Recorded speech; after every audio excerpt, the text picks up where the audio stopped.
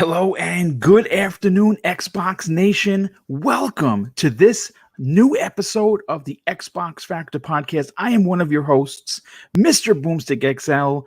And man, oh man, we are going to start this show off in complete fire because we have breaking news coming from Jason Ronald, Director of Program Management on the Xbox Series X. And we have so many topics. I'm hoping that we can get to all of them because, quite frankly, we can only fit so much into a 2-hour program. But you know what? Let's get into the introductions. But before we do that, I have to do a real big shout out. Yesterday, I had the absolute honor and privilege to be interviewed by ACS Husk of Twitter. Now, you know that name because he is a part of the panel on Gaming Beyond the Box, which is also run by a very good friend of this show, Wilmy Hood. And I sat down for a 90-minute full open book interview where we delved into what got me into podcasting, what my thoughts and theories were about the future for not only myself but the gaming medium, how I fell out of love with, of course, the mainstream media of gaming, a lot of history stuff, a lot of talk about the NYPD in my days of serving the unbelievable people of New York, and what it meant to me transitioning that over to being a full-time podcaster. And if that interview, that one-on-one, if you will be going live from what I understand tomorrow. So look out to his Twitter account, which is at ACS_Husk. And you can check out that very, very candid and transparent interview. I was really happy with it, and I think you will too. So let's get into the introductions, and we'll start off with, not only is he one of the community's finest, not only does he have nerves of steel, but he is a chef by night and one of the best in taking pictures of said food. Please welcome Zemi Games. Let me tell you, that sausage and pepper sandwich yesterday, oh my God. It looked mouth-watering, my friend. Good. I got meatballs on the stove right now. I had to leave like 5 minutes ago so I could go stir them. Oh my God, I love it. But yeah, it's oh man, I love cooking food. But I am just super excited to be on the show today, man. I cannot wait. This is the moment that I look forward to every single week. So thank you so much, man. Can't wait to start. Well, thank you for being here. I have to do a quick shout out. The Board Game Renegade drops an outstanding and very early and generous $2 super chat and says, "Have a beautiful day, everyone. Love and light." Well, thank you so much, dude, for being here. And of course, I appreciate your generosity as always. Next up, you know him as our resident educator. But on top of that prowess, he has interview skills for days and runs an outstanding Xbox Weekly podcast. And you know what? He has been a breath of fresh air to this entire community with his positive thinking and the way he treats others within the community. Please welcome Insipid Ghost. Hey, what's up, guys? Thank you for having me on this week yet again. It is, again, like Zemi said, one of my favorite times of the week. And I appreciate you saying the thing about the interviews, man. I just talked to Moon Studios about Ori and the Will of the Wisps yesterday. And this afternoon, I am talking to Out of Blue Games, who are making the Xbox exclusive Call of the Sea. And I'm stoked to share that with you guys. Well, listen, we can't wait to see it, dude. I mean, obviously, I know that you had said on your last podcast that I listened to that normally it's not set up as to be an interview every week, but it seems like you keep getting the big winners. I don't know what fishing pole you're using, but you need to lend some of that bait over to me so I can start snagging some of these people as well. But listen, dude, you do a great job. You really need to get more ears and eyes onto your show, and I hope that you have tremendous success moving forward. And I hope that I'm a part of that success, because getting new and interesting people on my shows is something that I promised I would always do to kind of lift others up while also, you know, enjoying the fruits of the podcasting labor. So thanks so much for being here. Now, next up, you know him as another community member that seems to have been taken the Twitter community by storm. He runs an outstanding and very thought-provoking PlayStation podcast that's done weekly called The Trophy Room, and he has become one of Double Barrel Gaming's network's favorite sons. Please welcome Mr. Bad Bit. Corey Borlock and me aren't friends, and that hurts I'm me sorry every for day. that. He seems to like me and Luke though for some reason. I know. I like him. He's my best buddy. Yeah, I guess he is, I've talked man. with Corey Not quite just one often, bit. as a matter of fact. He retweeted plenty of my things, and he's actually messaged me. So yeah, what happened with you, Joe? I'm not hurt. I'm fine. New trophy room out today. I had a blast doing it. We break down The Last of Us Part 2 State of Play, talk about them PS5 events. And now today I woke up and literally I went to sleep at like 4 o'clock, which is something I've been doing recently, which I need to That's stop. definitely not good. No, it started with Assassin's Creed Odyssey. And like I'm addicted to it. And now I'm trying to get that plat. And now it is actually ruining me. So I need to try to find a way to fall asleep at like a somewhat coherent normal time. Well, listen, dude, I'm glad that you're here. We have a fantastic show lined up, and of course, we do look forward to hearing your honest and thought-provoking opinions. And last and certainly not least, our very good friend, all the way from across the world, from Germany, where right now it is dinner time, and he's taking the time from his family to spend 2 hours talking Xbox with us. Please welcome the incredible Archimedes. What's up, Boom? Thank you for having me again. I mean, it really happens not that often that we get such a news drop right before a show, so I can't wait to talk about it. Let's do this. Well, listen, we're gonna jump right into it. Now, as I said in the opening, we have breaking news, and as a podcaster, it's usually highly improbable that this happens. And Jason Ronald, who is the director of program management for the Xbox Series X, dropped a megaton on Xbox Wire, confirming some insane news concerning backwards compatibility. Now, before we get into the actual article, I just have to say this. This article dropped. It's gotten the Xbox community, more specifically the gaming community, in a frenzy in a good way. And of course, like social media being social media, there is a subset of a-holes that are running a narrative that old games that they don't matter. And I'm here to tell you that please just mute these people. Mute them, block them, get them off of your timeline. Pull a Wilmy Hood, if you will. That's we're gonna coin that as a new gift. I pulled a Wilmy Hood. I blocked the fuck out of everybody. And there's my one F. There's my one F word for the day.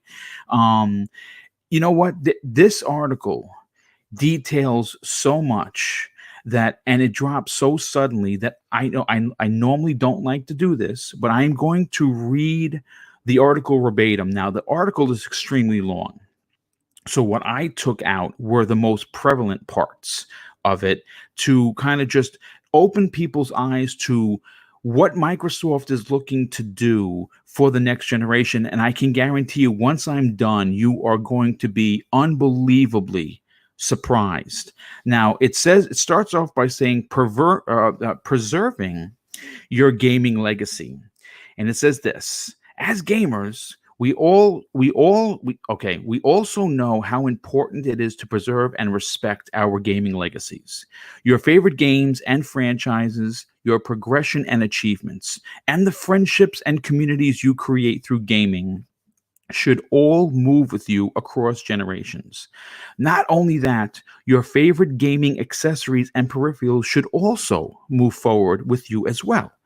Our goal has been to empower gamers to play the best versions of the games from across 4 generations of the Xbox at launch of the Xbox Series X. These principles were key to us from day one and influenced many of our design decisions as we started our journey to create our most powerful and capable console ever. And then it says this: compatibility journey. Through a tremendous amount of hard work, technical innovation, and partnership with the industry's leading creators, we were not only able to bring more than 500 Xbox 360 games to the Xbox One, we were able to go back even further into the archives and resurrect some of your favorite franchises from the OG Xbox. The very same team who created new innovative ways to preserve and enhance your existing catalog of games on the Xbox One is the same team pushing the envelope once again for the Xbox Series X. With more than 100,000 hours of playtesting already completed, thousands of games are already playable on the Xbox Series X today.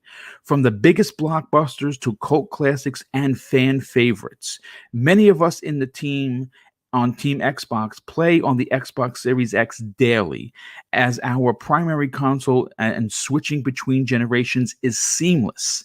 By the time we launch this holiday, the team will have spent over 200,000 hours ensuring your game library is ready for you to jump in immediately.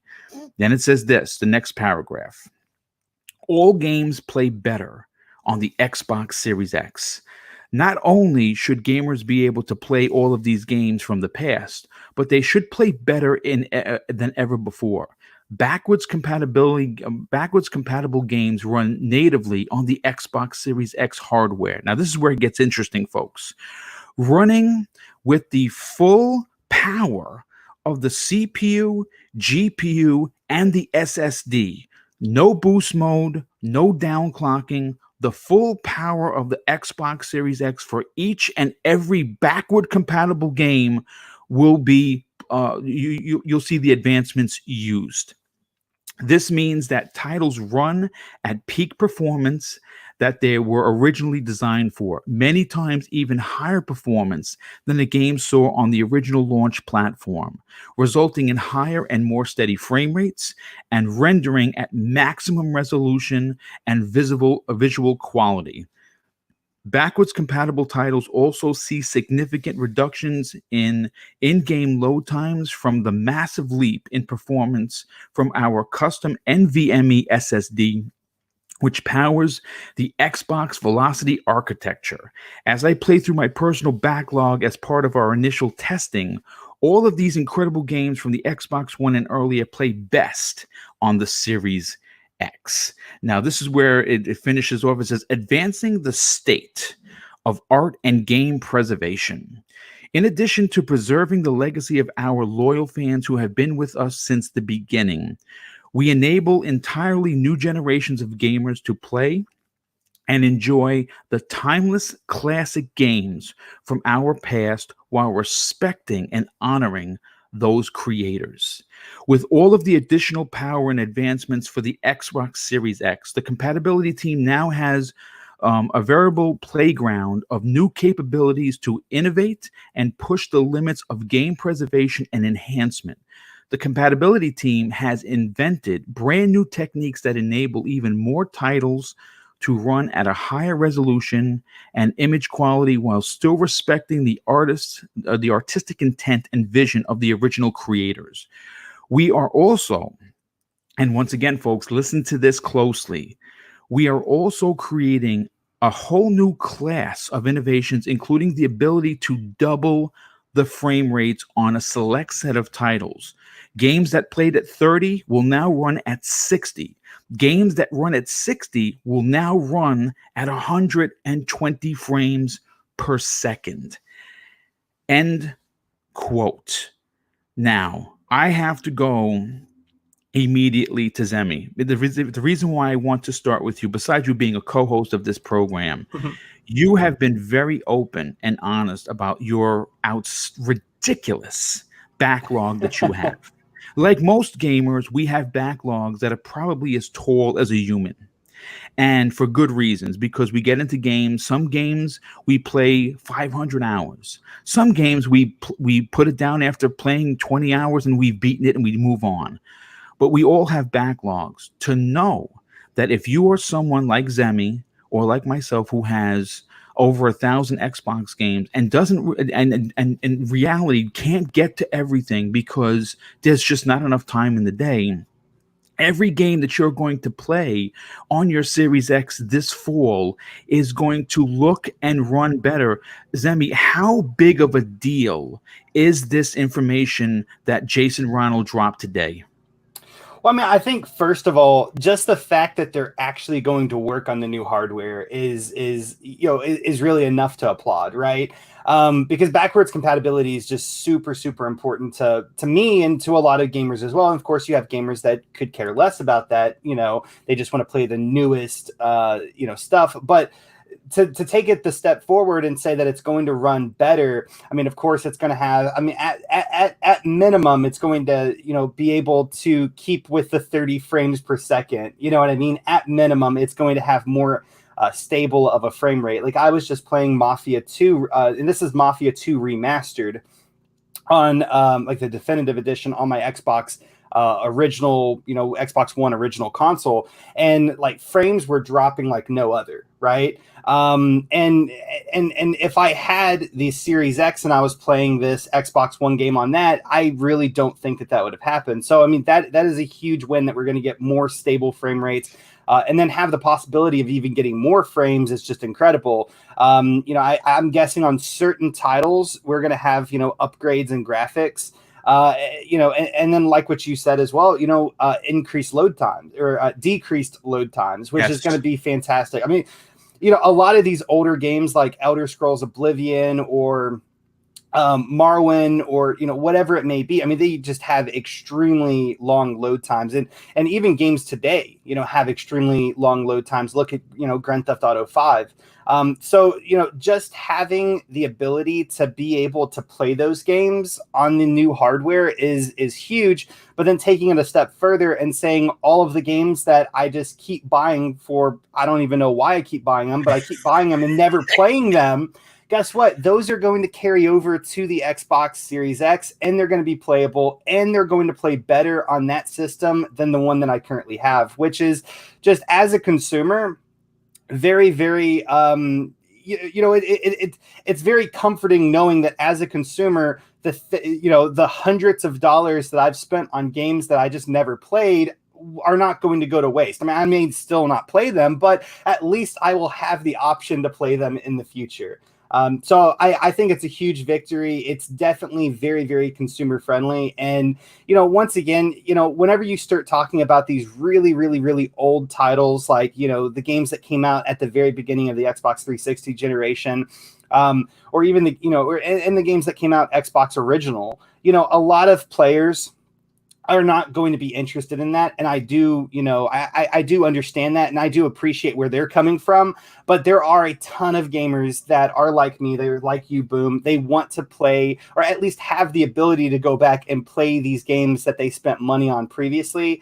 And so, just the fact that Xbox is taking care of all of their consumers, equally, I really, really like and I appreciate.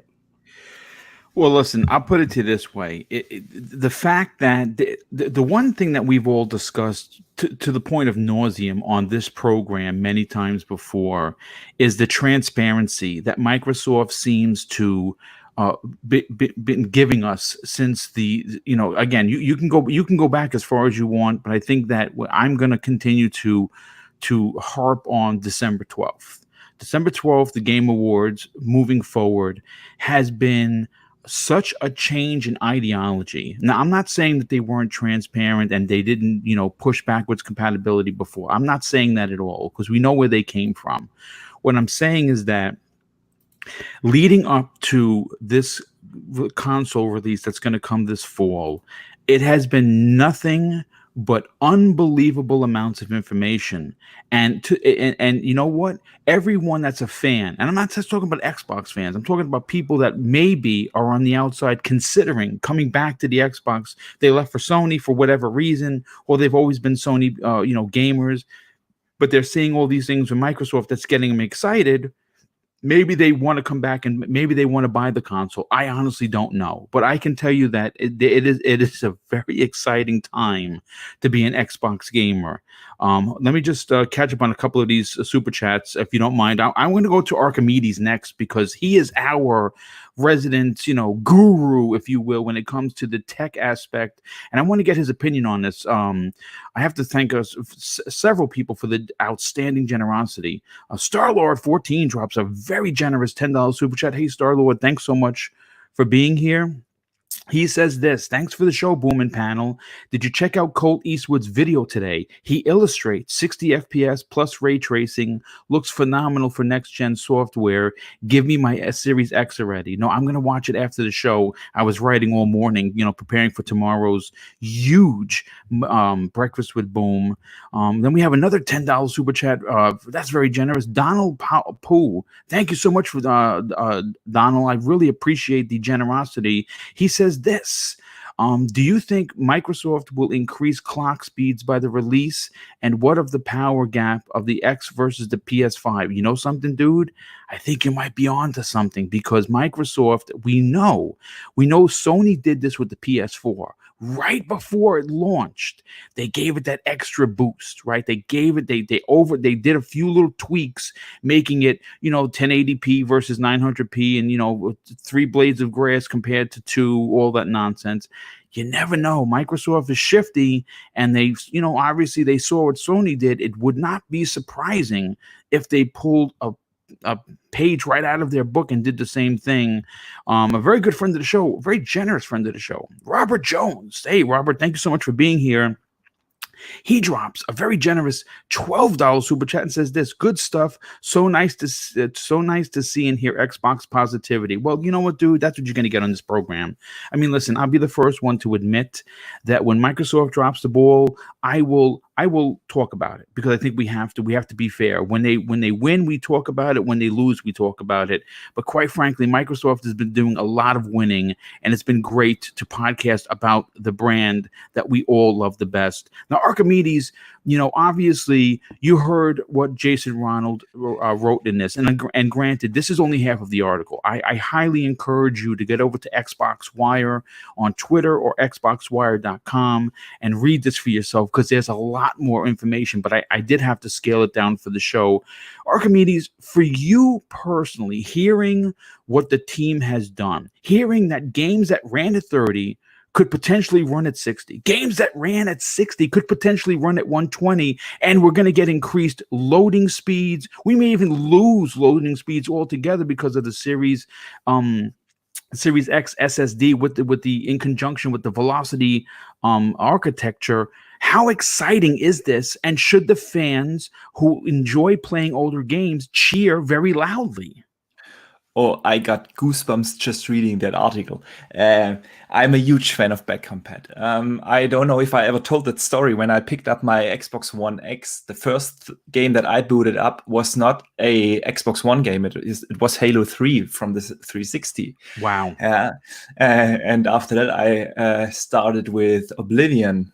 And just seeing these older games being enhanced on the Xbox One X had me so excited about the console. It gave me the feeling of having an actual generational leap, more than when we made the jump from the 360 to the Xbox One.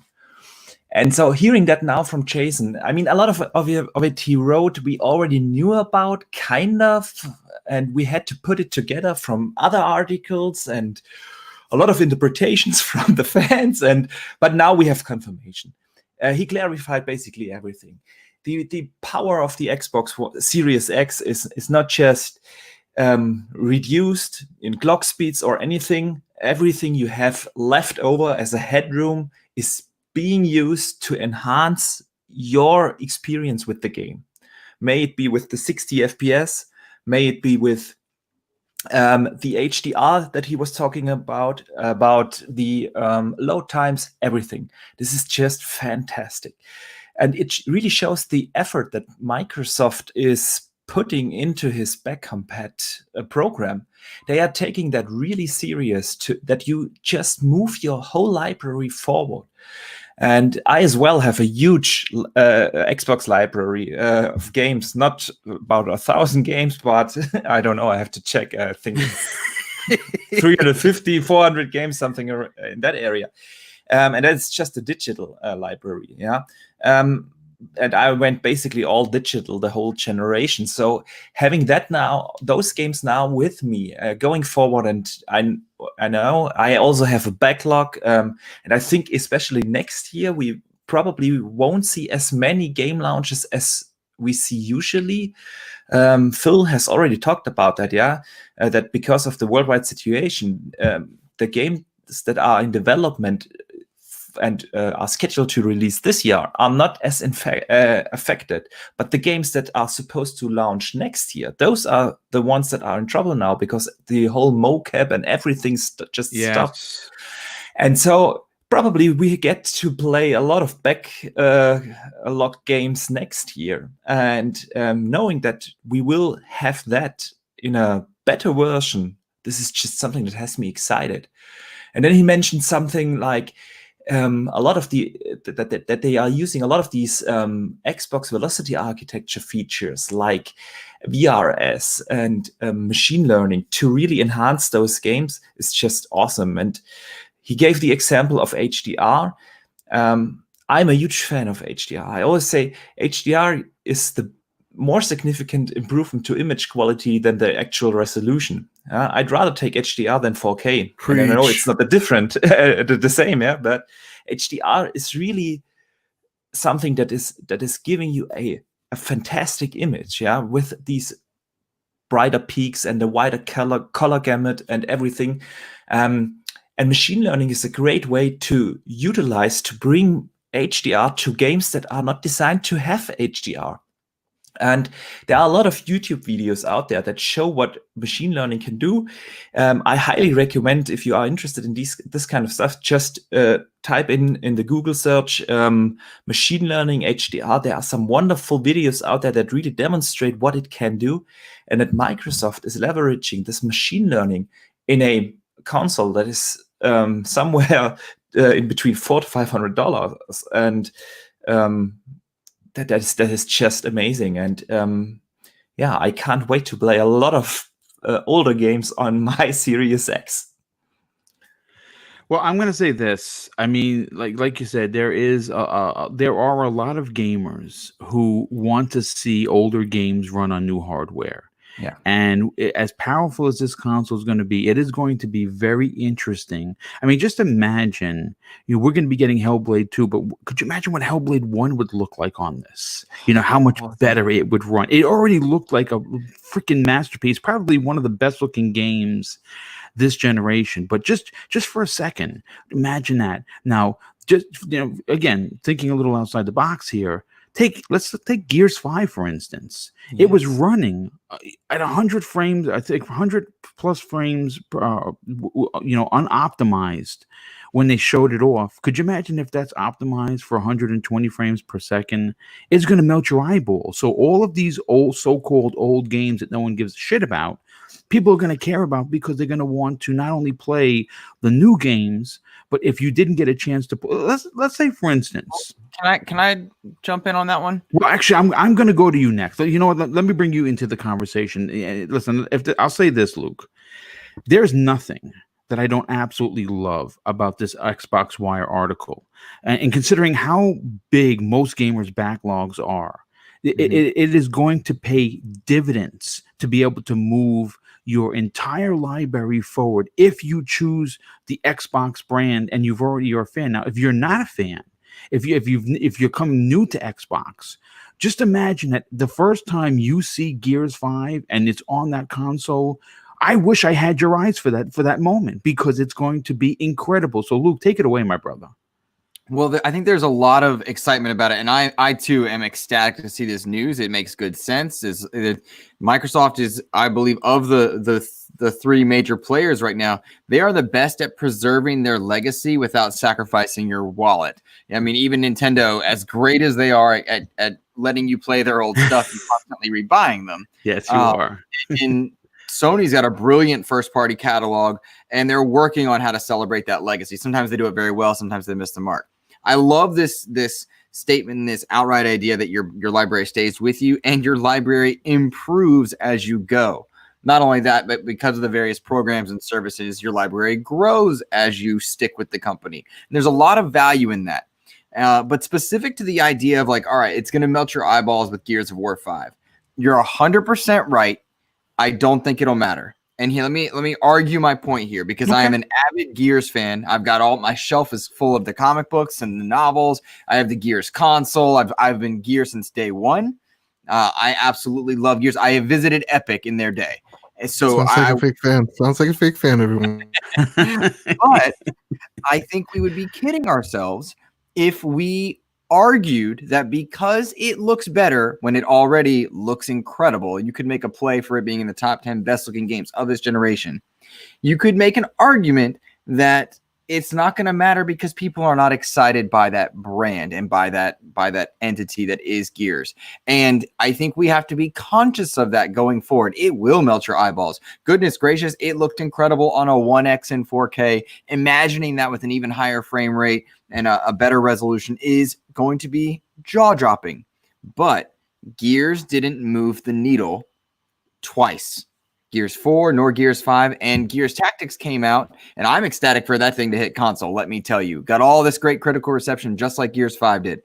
But it didn't move the needle in terms of people having a conversation about it. And so I just want to remind remind each other of that point, that it will come down to more than just making old stuff look better. Because, I mean, shoot, we've talked on this show. We just finished a playthrough of all the Halo games, and my goodness, they look great now. It is so cool to see, but we got to move the needle. And so this to me is the wonderful foundation upon which they need to sell us the Series X, but it is not the selling point of the Series X. Does that logic kind of track? No, it makes sense. It makes sense. May I add one thing? I think you are absolutely right. It is not the thing that moves consoles. It is the thing that keeps you in the system.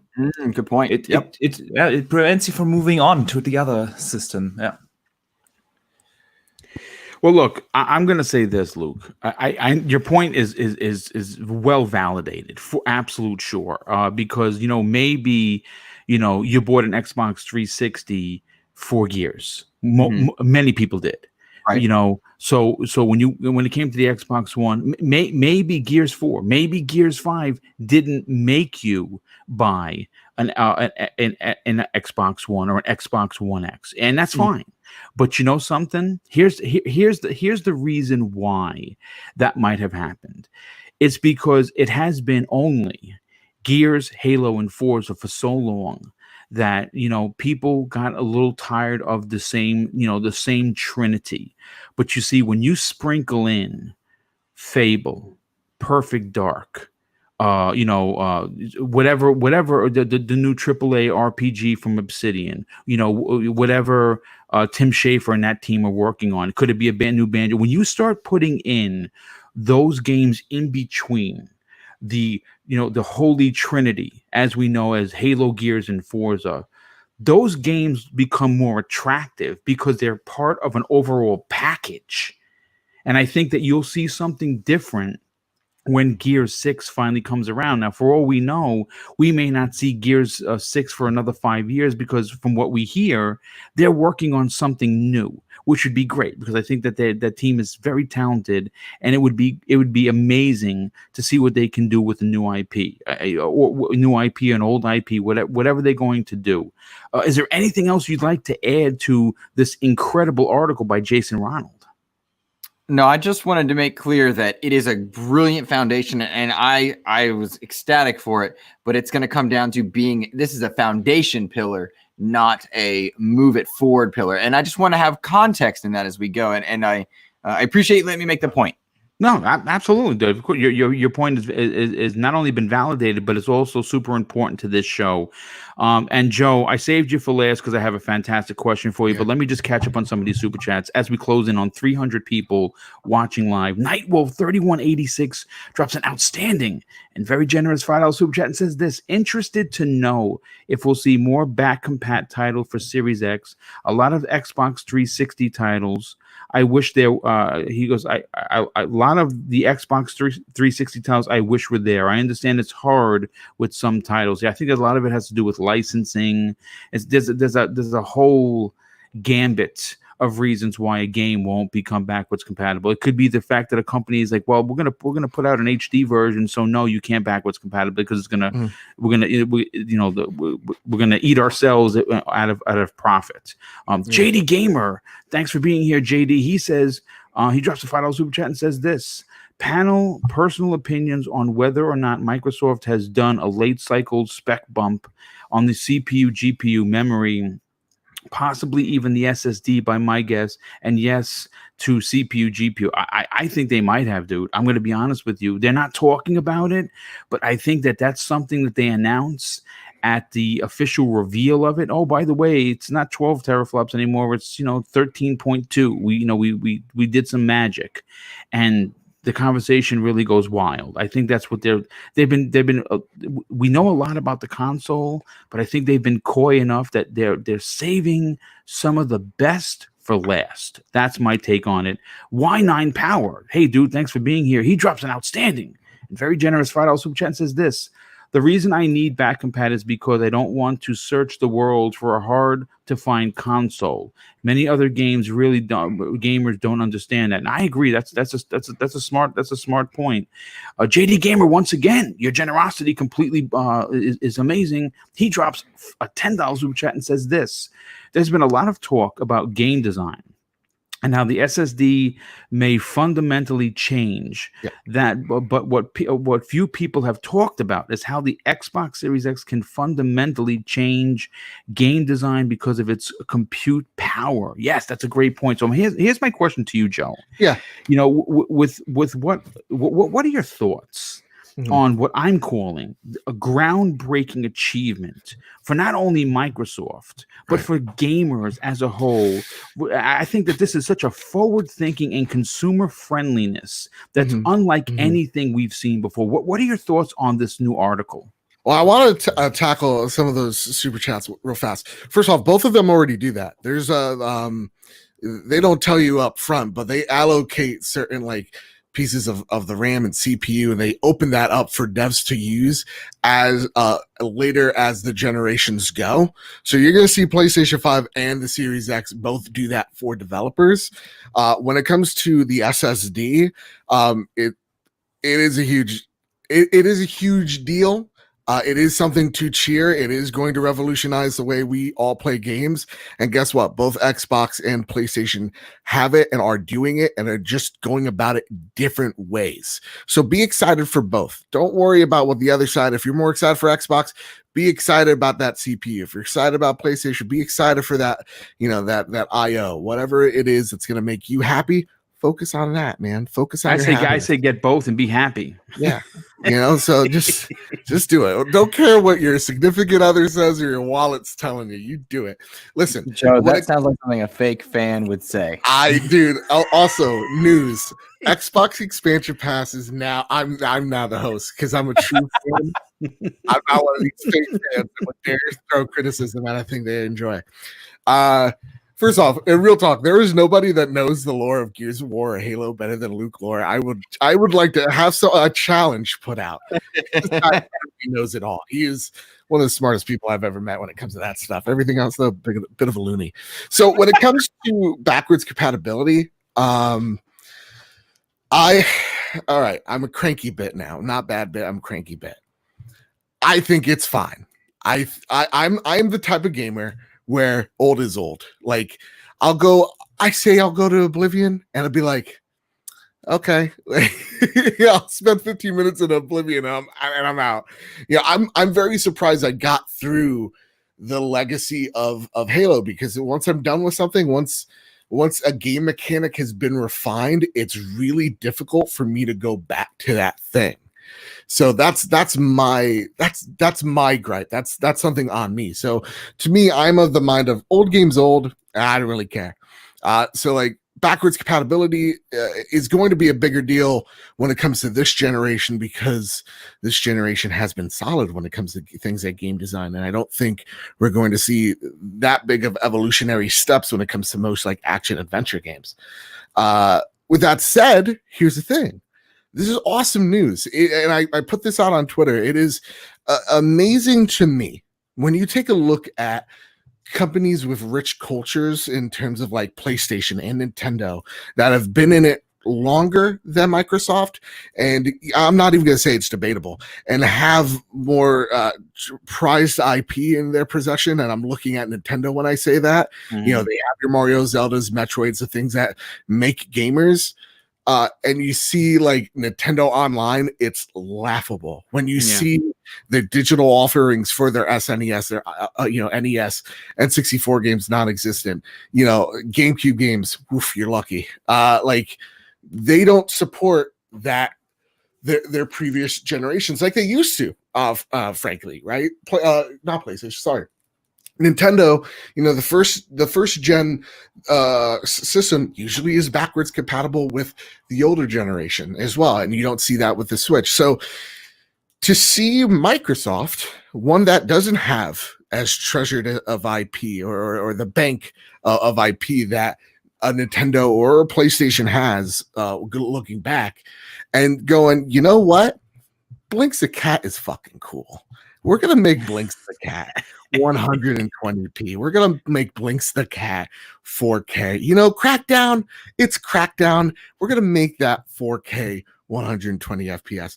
That is game preservation at its finest. And at the same exact time going, and for those who have it, no cost to you. This is it's just what the system does on its own. That's awesome. And then at the same exact time going, and if you want to experience it, you can buy it like for $5 or $10. Yeah, that's another way of making those games have longer tails. So to me, or it's in Game Pass now, so go crazy. Exactly. It even strengthens up Game Pass a little bit, adds a little bit more value there, so you can experience the history. And that's what Microsoft is doing. They're saying, you know what? Our history might not be that of Nintendo's, but we're important too. And we understand that there have been people like on this podcast that have been with us since day one. Yeah. And we want to reward those people. So it's awesome to see billion-dollar company going, hey, listen, we're not going to make a whole lot of money here, but maybe in the long term we will. You know, we're giving these older games super long tails and probably making them buku bucks off these off whenever they're porting them onto the backwards compatible catalog. So like that's really cool. Now, is it every game? No. They've stated it's only some games. I don't know if we have a firm number yet, but that's really awesome. Is this going to sell me on an Xbox Series X? Absolutely not. No, what's going to sell me on the Xbox Series X is Halo Infinite. It is, you know, the next Gears of War. It is Joanna Dark. That's going to sell me on a Series X. None of and even that comes to PlayStation as well. PlayStation ain't selling me, you know, on what they had a generation or two ago. They're selling me on Horizon Zero Dawn 2, Spider-Man 2, God of War 2, right? So it's about what their content looks like in the future, but it is at the same exact time very awesome to see that Microsoft's like, but it's also about preserving our past. So to me, I'm of two minds where like I'm not affected by it, so like I personally don't care that much, but for those who do care, awesome. And I'm all about preserving the history that is games. And you know, to end the point here, they are total opposite of that of Nintendo, which will sue the shit out of people if they're trying to even make a spiritual successor to their game. So like to me, it's awesome to see Microsoft being so upfront about it. The cool thing too, and this is my final point, I swear to God it is that it's awesome that they said no boost, like no boost mode. No boost mode. Yeah, that was some nice shade, I have to admit.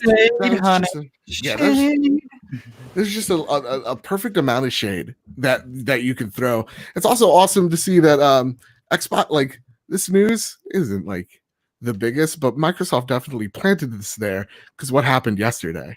So it's awesome to see that they have things to fire back at when Sony has big news. So it's awesome to see that. So again, it's cool news. It's big news for old school fans, but you know, it's about the new stuff, man. I want to see Halo. I want to see you're gonna see that, but again, I think what we have to look at, you see, the issue with a lot of folks on social media is they'll look at this one article and say, well, okay, big deal, backwards compatible, big deal. Who cares? I don't play old games. I only buy new games. I'm the best gamer in the world.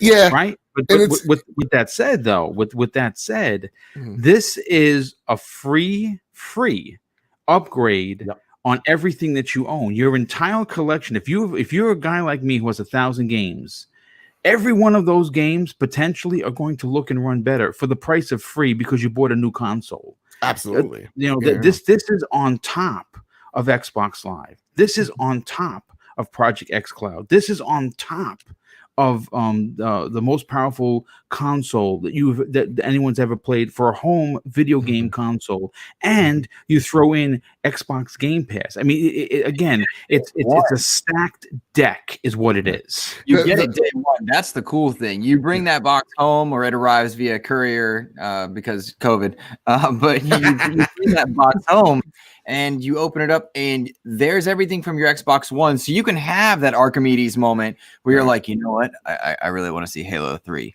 Because if you don't think I'm booting up Gears, if you don't think I'm booting up Gears or Forts or anything, just to see the difference, I mean, that's crazy talk. I also like Bit, though.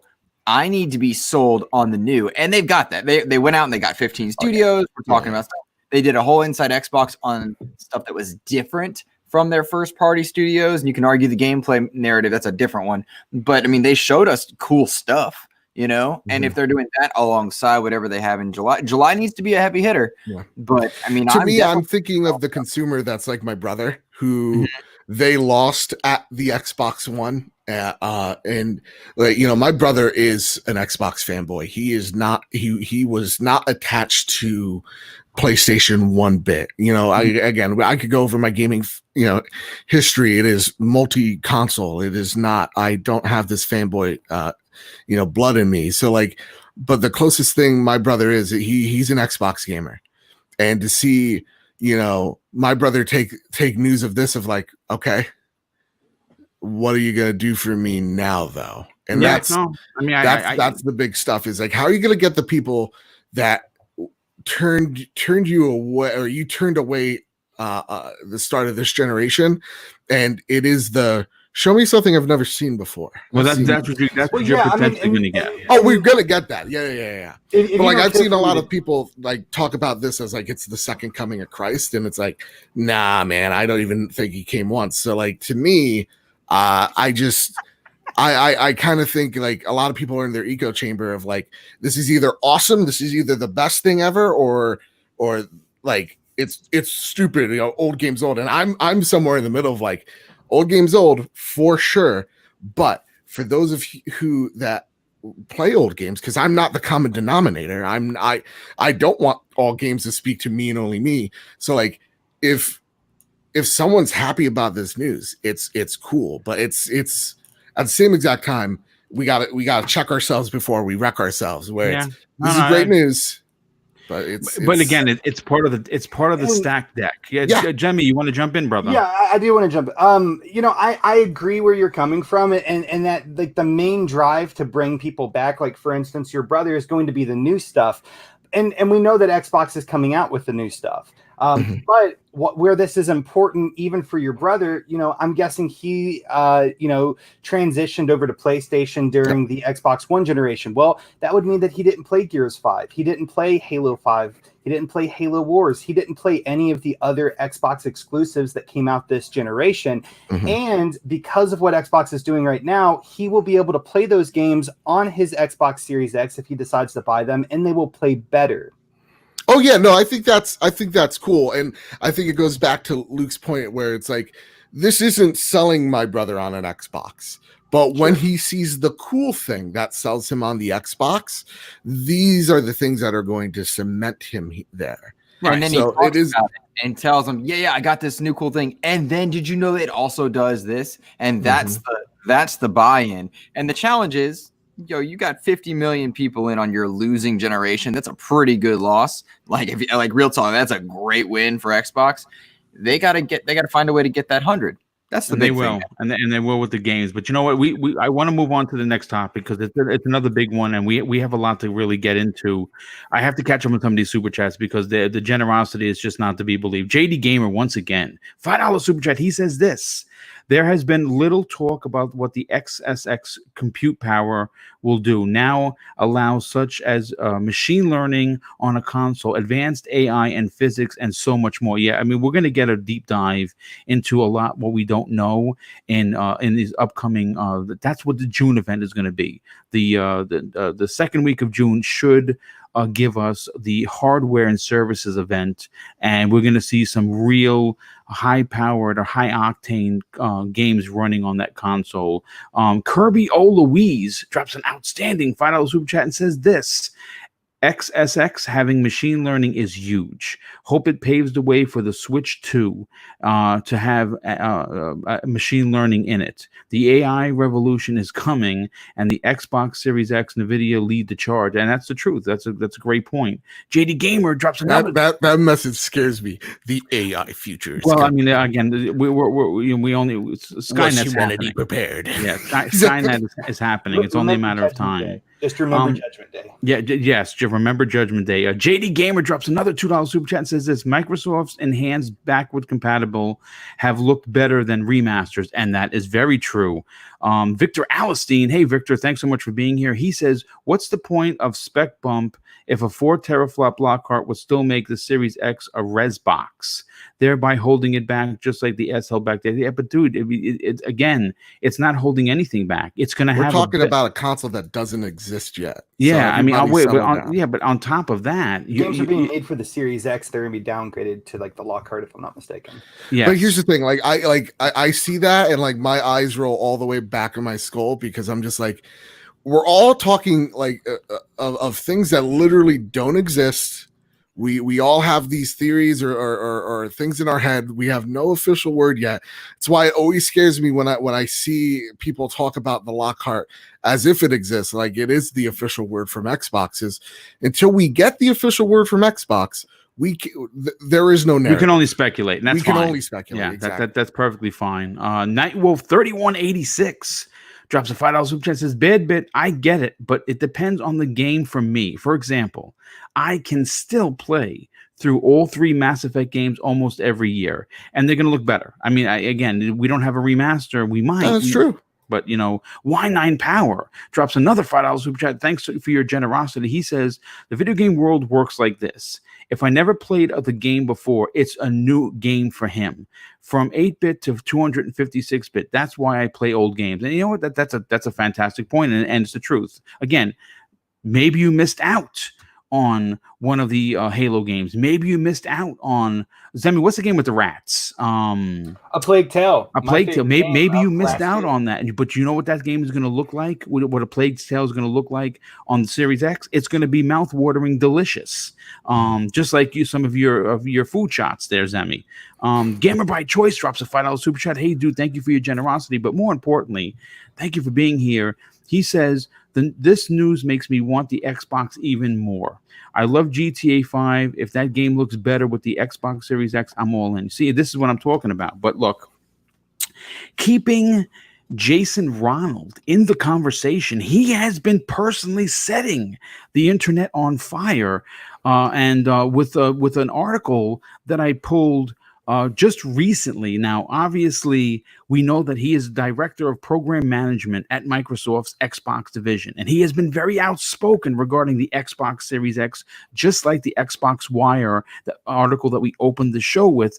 But now we're going to be talking about ray tracing, and according to Jason, he says ray tracing on the Xbox Series X is the holy grail of computer graphics, and with the unmatched power of the console, it's all going to be possible. Now, as we know, the technique of ray tracing simulates a 3-dimensional image by calculating each ray of light and promises stunning lighting effects with realistic reflections and shadows. Now, Ronald goes on to say that while the techniques have been around for a very long time, we just haven't had the processing power to deliver all of that in real time. And with the XSX, that is now made possible.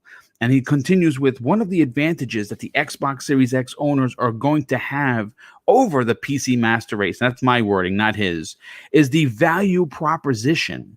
Now, when you consider the vast majority of PC gamers are only playing at 1440p and below 4K output, and that's confirmed facts, folks. Not everybody has $3,000 rigs. As a matter of fact, the so-called PC master race that is fortunate enough to have a $3,000 rig like Dealer Gaming, like Colt Eastwood, like Enrique and a slow-mo backslap. Like Mr. Badbit in that conversation.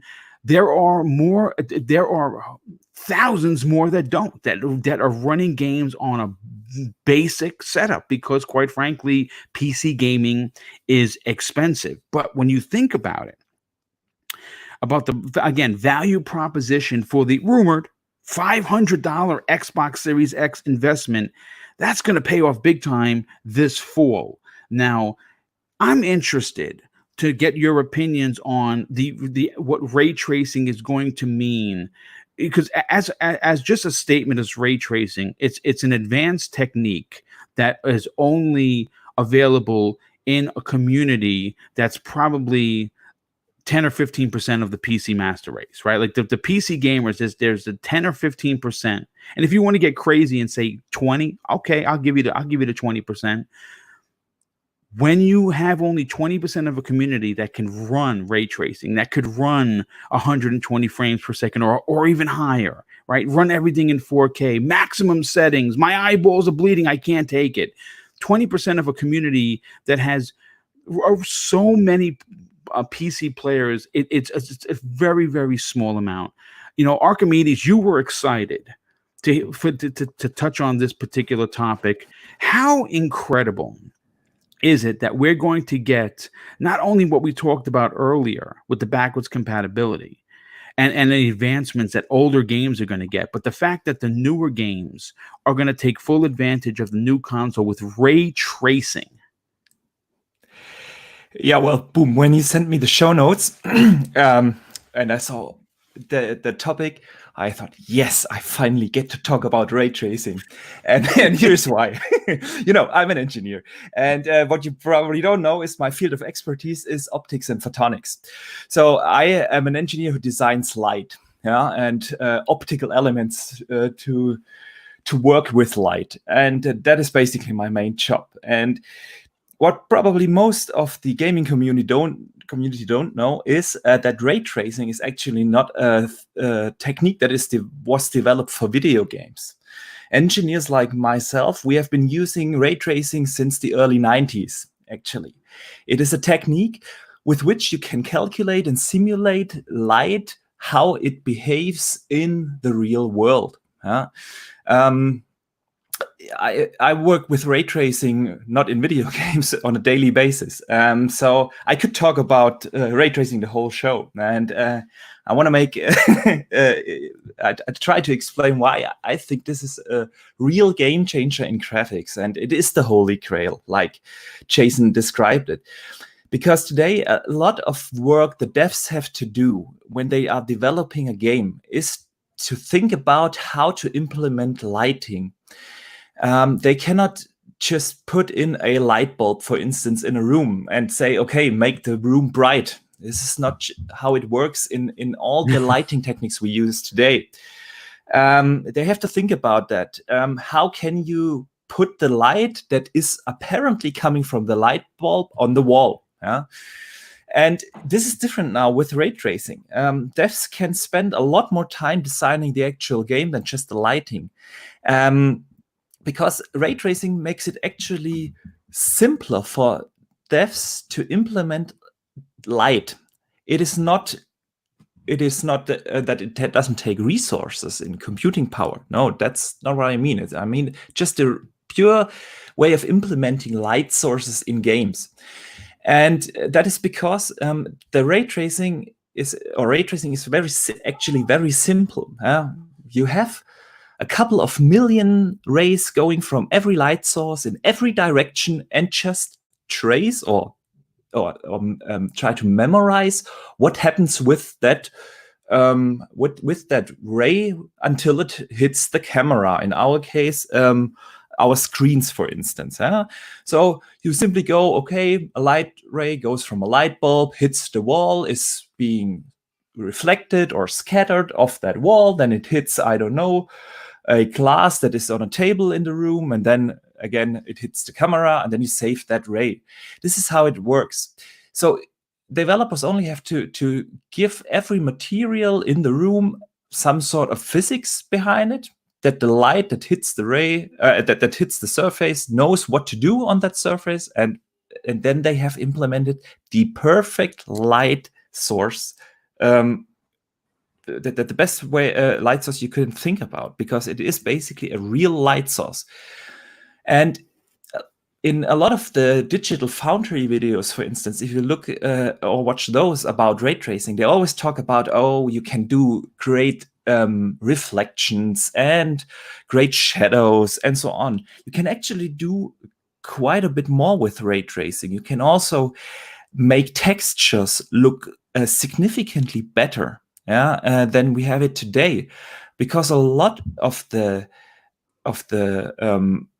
or a lot of what makes a texture look good is how it is illuminated. And if it is illuminated, a good texture is illuminated just like in the real world. It doesn't get more realistic than that.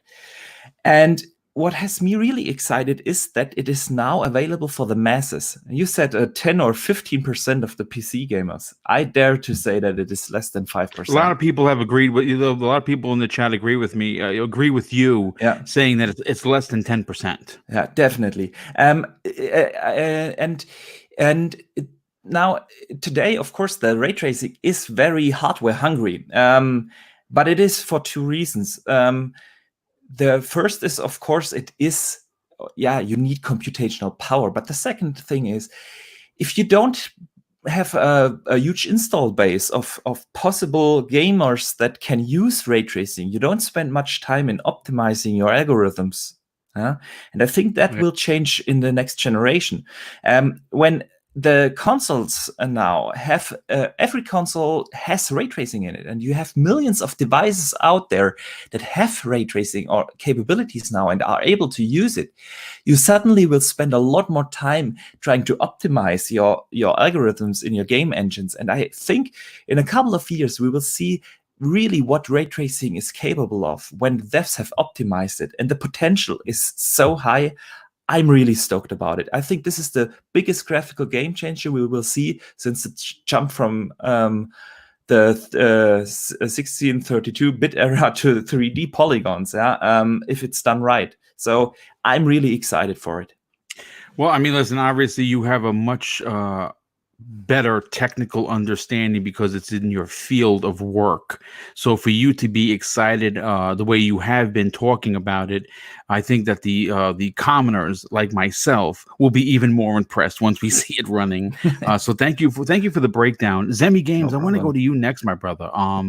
This is it. This is very exciting. It's very exciting because, again, I keep using the word value proposition, and the reason why I continue to go back to that isn't because I want to sound like a broken record. It's because if the Xbox Series X is $500, and I believe it's going to be, the hardware that is packed into this unit that you're going to be able to play is going to run better than most 80% of the gaming space for PC. That is huge. And to know that ray tracing is going to be a part of it, and the fact that that we're hearing about it being considered the holy grail of graphics for the Xbox Series X, it is a big deal. What are your thoughts on this? Yeah, I mean, I think a lot of it isn't necessarily, how well, like the Xbox is now going to be able to, I guess, compete with like the PC market. It's just the whole value proposition just to begin with, right? That, to get this same value other than buying a next gen console is going to cost you probably, I mean, at least probably $2,000, right? Yes. To build up a PC that's going to be capable of running ray tracing and then much more 4K 60 frames, right?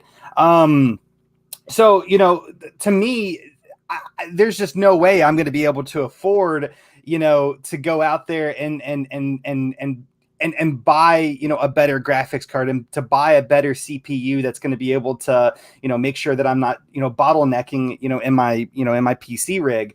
You know, I have a decent computer, but I don't have anything that's, you know, that would even come close to what this next Xbox is going to be. And so for me to be able to spend $500 and have 4K 60 frames, ray tracing, all of that, you know, the you know, be able to play, you know, the newest games, you know, in their best version is absolutely huge. And ray tracing has to be one of those things that has me most excited for the next generation besides the games. I mean, the games should be the number one thing that's going to get everyone excited, but ray tracing is probably definitely in a strong second. You know, 4K is going to be huge for a lot of people. And it's going to be like the first time that I ever get to experience playing, you know, 4K in a video game.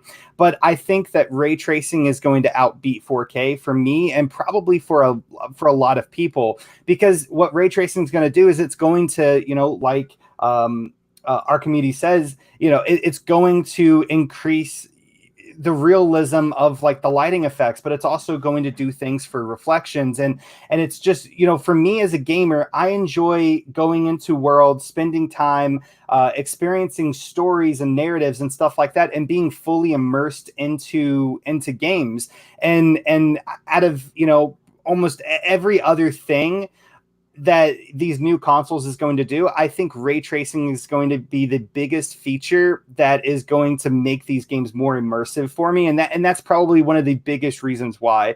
And from a value proposition, like you kind of opened up the question, I mean, it's just huge. You know, we're all speculating $500 for, you know, the Xbox Series X. And I mean, to get ray tracing, to get 4K, to get 60 frames per second for that amount of money is just crazy. You know, it's just a crazy value, and you can't get it any other way. Well, I guess unless you maybe bought a PlayStation. Yeah, but yeah. Well, I mean, out of these next gen consoles, you can't get this amount of power in any other way. Yeah, no, I absolutely agree. So, you know, I'm going to bring this question to Luke. Luke, obviously, you're someone that enjoys gaming. Yep. But you seem to be, just based on your personality, it's not just a brute force game. It's the things in the background that make you sit back and say, wow. Like, Yep. Wow, I can't believe how the frig did they do this? Mhm. And with the ray tracing available on the Xbox Series X, we are going to get a lot of wow moments. More specifically, though, I think we're going to see that in, of course, Microsoft's first party, which they're going to take full advantage of the console's power, and ray tracing being one of those things they're going to use to their advantage. How excited are you to know for the $500 that you're going to invest in a console that is more powerful than 80% of the PCs that are currently available on the market? Does that excite you as a gamer? Oh, absolutely. Yes. And if you'd asked me this 4 years ago, I would have had a far less enthusiastic yes, because it is typically first party that takes the best advantage of hardware.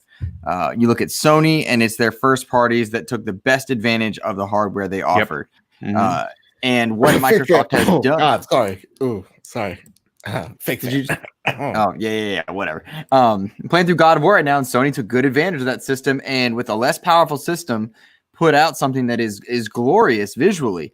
And I am so excited because Microsoft's first-party catalog is now extensive with 15 studios, and they're finding ways to make Minecraft look good, which is just, I mean, that's wild. Ray tracing makes Minecraft look really good.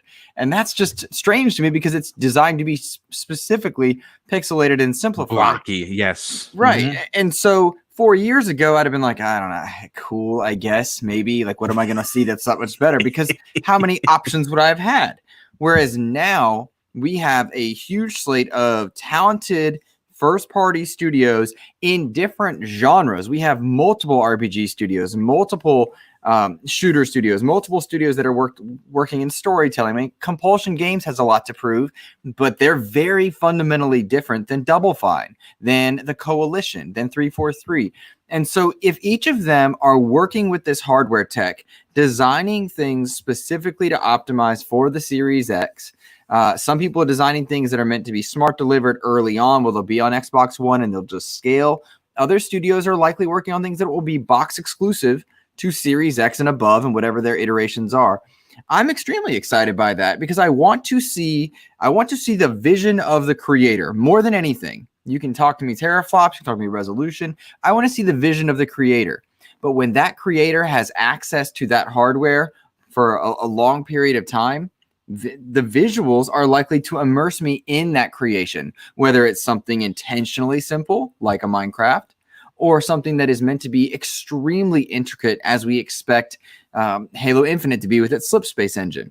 So as long as the vision of the creator is executed by the impressive visuals of the box, I'm happy. And hopefully third parties take advantage of that as well, by way of boosting things up. If we know oftentimes it is the lowest common denominator for third parties that they code for.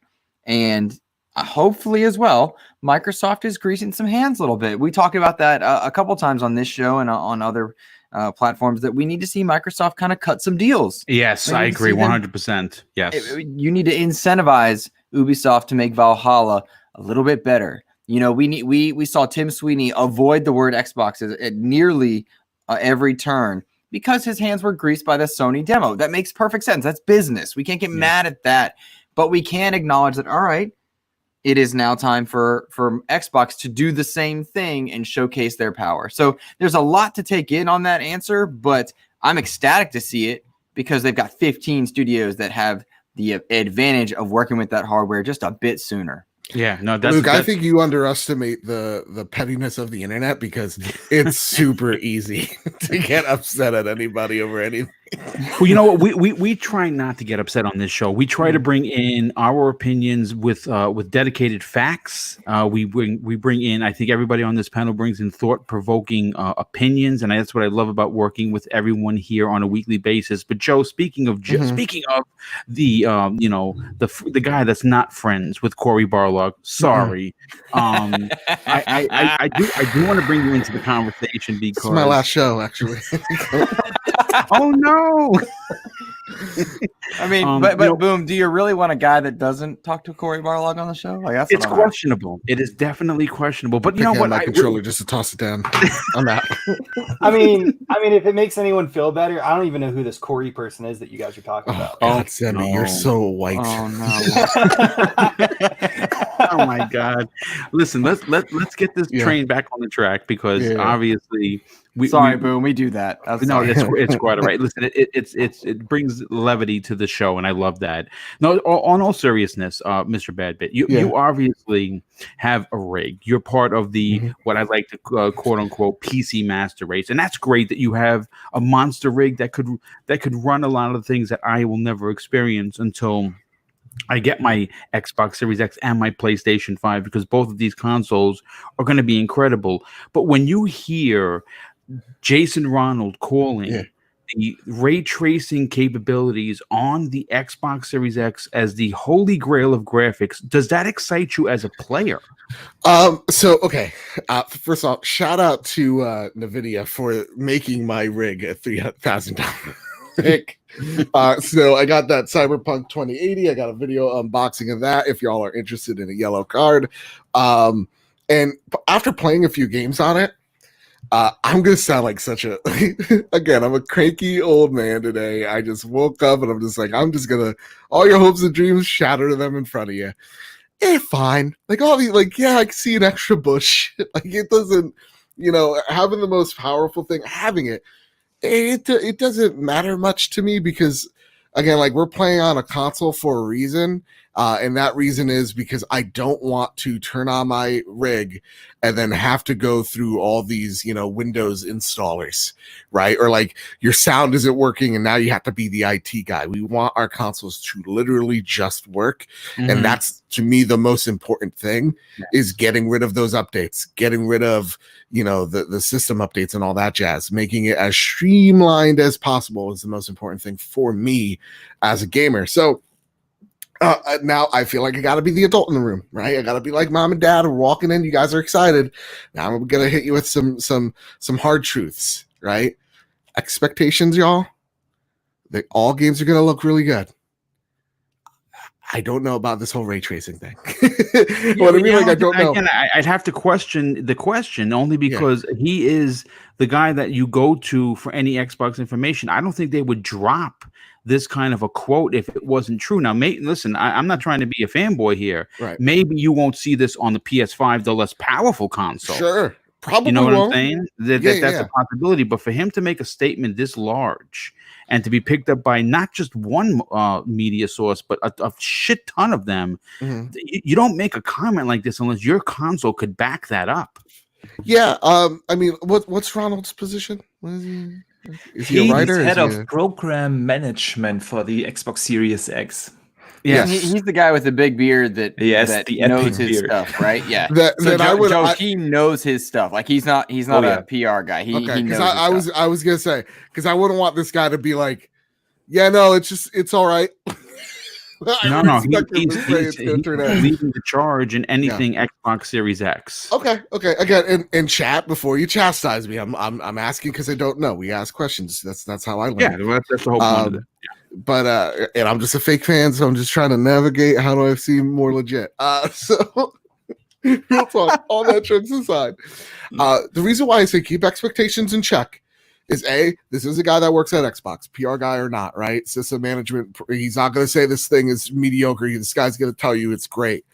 The second thing is when I take a look at ray tracing and I take a look at there's like a Cyberpunk Ninja game coming out.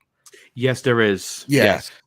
And the Digital Foundry guys did talk about ray tracing in this game and how, going back on Archimedes' point, is how demanding it is on the hardware itself.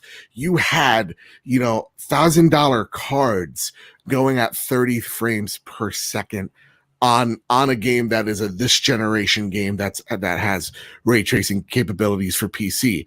So to me, that's why I'm like, okay, I after watching that video, I told myself, all right, Joe, whatever I think ray tracing is, let's just take a step back for a second and let's just wait and see, because I don't want to disappoint myself by having these kind of dreams of grandeur and being kind of let down. So I'm excited to see what console ray tracing looks like. But I'm not going to try to overhype myself. I want to be pleasantly surprised. So I'm cautiously optimistic. Okay, I mean, listen, it makes perfect sense, dude. Yeah, I don't think you said anything wrong. Yeah. I mean, listen, may I add one thing here? Sure. I think we don't have to be as afraid about the hardware demanding side of ray tracing when it comes to ray tracing on consoles, because if you think about the whole messaging of the next gen is all about 60 frames per second is the standard. It is about how the games feel and so on. And you don't add ray tracing and take away from that messaging and that source. You want to have those 60 frames per second and have on top of that the ray tracing. And I'm not really sure this is not possible today in, like you said, on the PC side. But I think Microsoft will have a lot of tools implemented that the drop in performance is not as significant as it is today on the PC side. And maybe you're thinking it's because of that SSD. SSD is one part. I think the whole Xbox Velocity architecture, the whole thing why they built that is because they want to have ray tracing working with 60 FPS. Okay. I cannot imagine that they sell the whole console on the promise of games will feel good while playing them with those 60 FPS, and then take it away by adding ray tracing. This is not going to happen. No, and that's not my biggest concern. And again, guys, I'm not trying to be negative. I'm just speaking out of ignorance because I don't know this. So, like, when my only concern as a guy that, again, I'm not a hardware guy, so Archimedes, this is solely for you. Is it like, okay, so we're pitching 60 FPS. Or 120 FPS, that means that, we're going to have to scale back certain aspects of ray tracing in certain games. And that's kind of like what I'm going at, is where games will look nice, but I don't think that like ray tracing is going to be the end all be all. That's what my head kind of goes to, of like, I think ray tracing is going to be a nice addition to. Yeah, I just think it's part of the stack deck. I keep going back to that because like we're talking about ray tracing specifically, but I think that the way Microsoft has designed this console and everything in tow with it is why it's going to be, again, the value proposition, best value for your buck. Yeah. And that's why I can't wait when I see the PlayStation 5, when I see the Xbox Series X, and they take these questions in my head and they answer them by showing me, you know, things like Halo Infinite. So like that's my thing, is like I'm trying to level my expectations because everybody's telling me to be so excited for this that I don't want to Last Jedi this in my head, where I have these expectations and then that you get there. Big flop. No, and I listen to it. Makes perfect sense. Yeah. What was that, Luke? Nothing. I don't want to talk about Well, you know, come on, fake fan, speak up. Real quick, I just want to say this. I want to thank Corey Barlog for the $5 super chat because he just popped in and said, "Great show, boom!" Listen, thanks, Corey. I definitely appreciate that. Thank you. You know what? You know what? Listen, all jokes aside, or like Joe likes to say, serious talk. Real talk. Real talk. That's it. Get a T-shirt. I'm telling you, real talk T-shirt. I will buy one. Let me just. We're gonna move on to the next topic. It's a good one, and we're gonna bring it back to games. But before I do that, let me just catch up on some of these outstanding, very generous super chats. First of all, Pixel Beat G, a very good friend of the show, drops a $5 super chat and says, "No one seems to be talking about the DirectX 12 Ultimate pushing to be the standard in PC development. Features like DLSS and ML are bigger than people think." And I think that you're right. No one is talking about DirectX 12 Ultimate, and it is going to be not only big on the PC side, but it's going to be a big deal, a much bigger deal than people are giving it credit for in that Xbox Series X. Greg Clark drops a very generous $10 super chat. Hey, Greg, thank you so much for being here, dude. Oh, sorry. Oh, that's okay. No problem. Don't worry, I'm calling the police on Luke right now. He says, "I can't wait until the Series X is released so we can all see see where the true power is, and that the Sony fans can finally see the light. There is no secret sauce in your super fast SSD. Big fan of your show." Well, thank you so much, Greg. Definitely appreciate the generosity, but more importantly, I really think that you're here listening to the show. I do greatly appreciate that. And we have. I hope there's no sauce in any of these consoles. No, we don't want any sauce. I don't want any sauce. I just want a console. Yeah, well, we want it to work. That's for sure. Regulator 9511 drops a very generous $5 super chat and says, "With Microsoft letting Sony use their cloud software, does Microsoft make a profit per usage on Sony's cloud gaming? Great show, boom, and panel." Or let me tell you something. They are making bank from Sony. And if I could just say one thing right there, that's why I like every time I hear like like when I see the shade thrown either way at like Sony and Microsoft, I'm like, you guys, they don't care. They're dealing with each other. They're making moves with each other. They're friends. They're shaking hands. Shuhei talks to Phil at the Game Awards. Don't take this so seriously. It is literally all business. Yeah, like Xbox and Sony are making bank off that deal, and they're helping each other. Yes, that's a fantastic point. At the end of the day, it's all about the big bucks, and that's what they're making. Pixelbit G drops a $2 super, says, "Don't miss the big picture. ML can be used for more." Oh yes, trust me, I'm not missing it. I think many people are. Robert Jones, oh man, Robert, thank you so much for your generosity. He drops an additional outstanding $12 super chat and says, "In terms of ray tracing, the Xbox Series X has extra hardware dedicated to ray tracing that equates to another 13 teraflops. LOL. But seriously, it's one of the bigger design goals for the Series X, and you're correct about that." And Sin Vendetta, hey Sin, thanks so much for you being here, but more importantly, your generosity. He drops a $5 super chat and says, I'm just here to enjoy the great show, boom, and celebrate the 1892 day anniversary of Bloodborne." Oh, there you go, Joe. Bloodborne anniversary. That's right. So listen, game of the generation. I love when you say that. So you know what? Let's move on to the next topic, and we're going to bring it back to gaming. Now, look, one of the most exciting games to come out of the Xbox May 7th event was undoubtedly Bright Memory Infinite, and thanks to an article that was sent to me by PowerSlave614 of Twitter. We now know that the solo developer Zheng Xion Chang from China's FYQD studio spends, listen to this, 27 days a month working on his game. Now, Bright Memory Infinite isn't a blockbuster yet, though Microsoft has high hopes that it will in fact be the gem in the crown of the Xbox Series X. And just because it's a one-man team certainly doesn't mean it can't get there. Now, the article points out something that many in the gaming community either they don't know or leave out in any positive talking points. The 40-minute demo of the game was first released last year. Currently, it has a positive rating of 90% with more than 3,000 reviews on the International Game Store of Steam, with gamers raving about the amazing graphics and fast-paced gameplay. Now, of course, we need to see the full release. There's no doubt about that. But before we start talking Game of the Year 2020, I want to actually get it in my hand, and I think we're going to get it come the launch of the Xbox Series X. I'm very excited, but let me just say this. What we saw was a very positive start, and to what could potentially be a very huge Xbox Series X exclusive, regardless of whether you consider it an A, a double A, or triple A, the game looks like a triple A game that's being developed by one person. Folks, we have to understand that.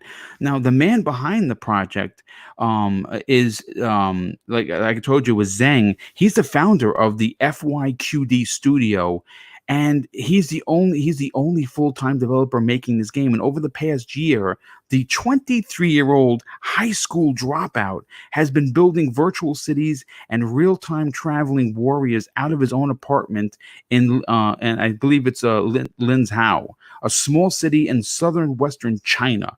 These days, he spends most of his time holed up at home in his room trying to power through the completion of Bright Memory Infinite. Now, the article confirms that he is in fact using the Unreal Engine 4. And here's a quote from Zen Ray, the use of Unreal Engine 4. These days, the game engines are doing a fair amount of work. In the video game Bright Memory Infinite, we see a limited number of characters with basic animations. We also see one level of reusing many assets from, of course, using the Unreal Engine. For example, some cars and effects. Now, the publisher Japanese Playism had offered to help him make the trailer, but he said no because he preferred to have full control of his game. Now, let's get into what the panel and the chat are thinking. Now, first of all, look, and I'll start with Zemi. Zemi, when the May 7th event started, we saw this game. We didn't know what the hell we were seeing. I didn't know if this was Crisis. I didn't know if this was some new version of Titanfall. Yeah, I didn't know if we were watching Rise Son of Rome 2. I didn't know what the hell was going on. But I can tell you, whatever I saw made me say, I'll take 2, please. What are your thoughts on Bright Memory Infinite? And more importantly, how do you feel about one dude making what we saw? Well, I guess to start off, I do have to say that I am excited to see more of the game. I don't know if this will be a game that I'm going to, download and definitely play. It just kind of depends on, looking at it more and seeing more from the game. But from what I saw, it definitely looks very, very impressive. And this man who's making this game, just getting to this point, it just shows how talented he is. Yes. And just how much dedication and passion that he has towards, this game, Bright Memory, which is extremely impressive. It's admirable. And the guy definitely gets, a lot of respect from me for that. But one thing that does worry me about this, and I was actually talking to, you Boom about this, I think maybe a week or two ago or something. But the thing that really does worry me about this game is that it does look like a AAA game. And this worries me because I think a lot of consumers are going to think it's a AAA game because it looks like a AAA game. And because only one man is making this game, I'm just not convinced that there won't be, problems with the game, whether it's glitches, whether maybe the voice acting isn't that good, maybe, the reused assets are way too many. And by its actual nature, I think Bright Memory is more of an indie game than a AAA. And because it looks like a AAA, I think it's going to really work against, this game because your general audience is going to judge it off of what it looks like, right? And they're not going to judge it off of the reality of what it actually is, being an indie game made by one person. And this isn't like, and I'm not saying this, to bring down the game. Like, I don't think it's going to be fun. I don't think it's going to be enjoyable. Fake fan right here, Zimmy Games. I know I'm a fake. Yeah. It's tough being a fake fan. I tell you what, I do a lot of work to be a fake fan. I mean, I love indie games. Like what? Like I think it was E3 2018, or no, it was 2019. That one game, 12 minutes, right? That's definitely an indie game. That was my favorite game that was showcased that year. I love indie games, and I think it's going to be a fun game. But I think it's going to be judged too critically because it looks like a AAA and it's really an indie. I mean, listen, I'm not concerned about that. I'm going to be honest with you. The same way I'm not concerned about the Ascent. I think that these are smaller games that Microsoft are going to raise up. And I think that look, let me just say this. The level of high opinions that Microsoft must have for this kid and what he's done that we haven't seen yet have to be astoundingly high. And I say that because they allowed a high school dropout who has talent for years to lead their May 7th event. Folks, we understand how heavy of a responsibility that is. If they did not have faith that he was going to deliver, you see this in a sizzle reel. You know what I'm saying? Or surrounded by a bunch of other indie titles. You don't lead off your first digital event for the Xbox Series X if you did not have absolute ridiculous confidence that not only is he going to deliver, but the game is going to be displayed and judged based on whether or not it's one man or 72 people making the game. So I understand your point, Zemi, and you bring up a fantastic point that people can be, wait a second, this is supposed to be AAA. It sucks. Only one guy made it. You're garbage. But I don't think that. Listen, again, we just have to go based on where did we first see Bright Memory Infinite?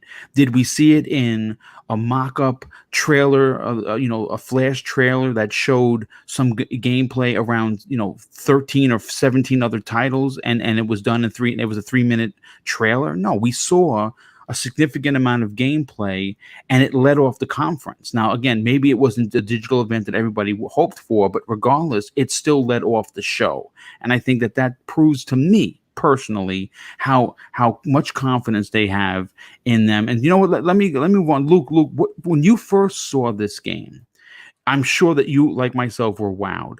But when you hear the background story of this game, the kid's working 27 days a month, 12 plus hours a day, sometimes even 15-hour days to make sure that this is done right. He turns down the help of a trailer company to help not only promote the game, but help him create it. And he says, no, I want full control. I will do this myself.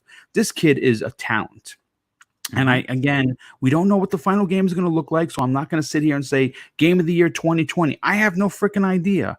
But I tell you one thing, first impressions are a bitch, and this one made a good one. What are your thoughts? I mean, this kid's clearly got talent, and that will be a blessing and a curse for him throughout his entire career, whether it is just this game or beyond. Microsoft clearly saw something. They pursued it. That's going to net out positively or negatively, of course, but they put him on a stage, meaning that eyes will be on it. And that's kind of the genius of that third party inside Xbox, is that now everybody knows these games, and they'd been buried if they were next to Halo or Batman or whatever else. So he's working all those hours. That's not that's not unique for indie developers. I'm remembering reading Blood, Sweat, and Pixels, and several of the smaller games in there. Harvest Moon, one of them that was developed by a solo person. That is a par for the course. And I can tell you, even in my own Stardew Valley. Stardew Valley. Thank you very much. Yeah, if you're a real fan, you know.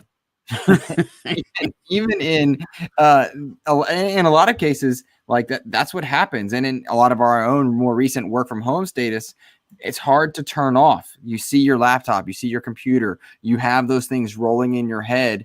You're like, okay, I need to do this. I need to work on that. I need to do this animation. When you can't go to an office and then come home away from it, it's difficult to turn your brain off. So he might produce something incredible. And it certainly looks incredible. I'm ecstatic for this. I love this type of aesthetic. He might burn himself out.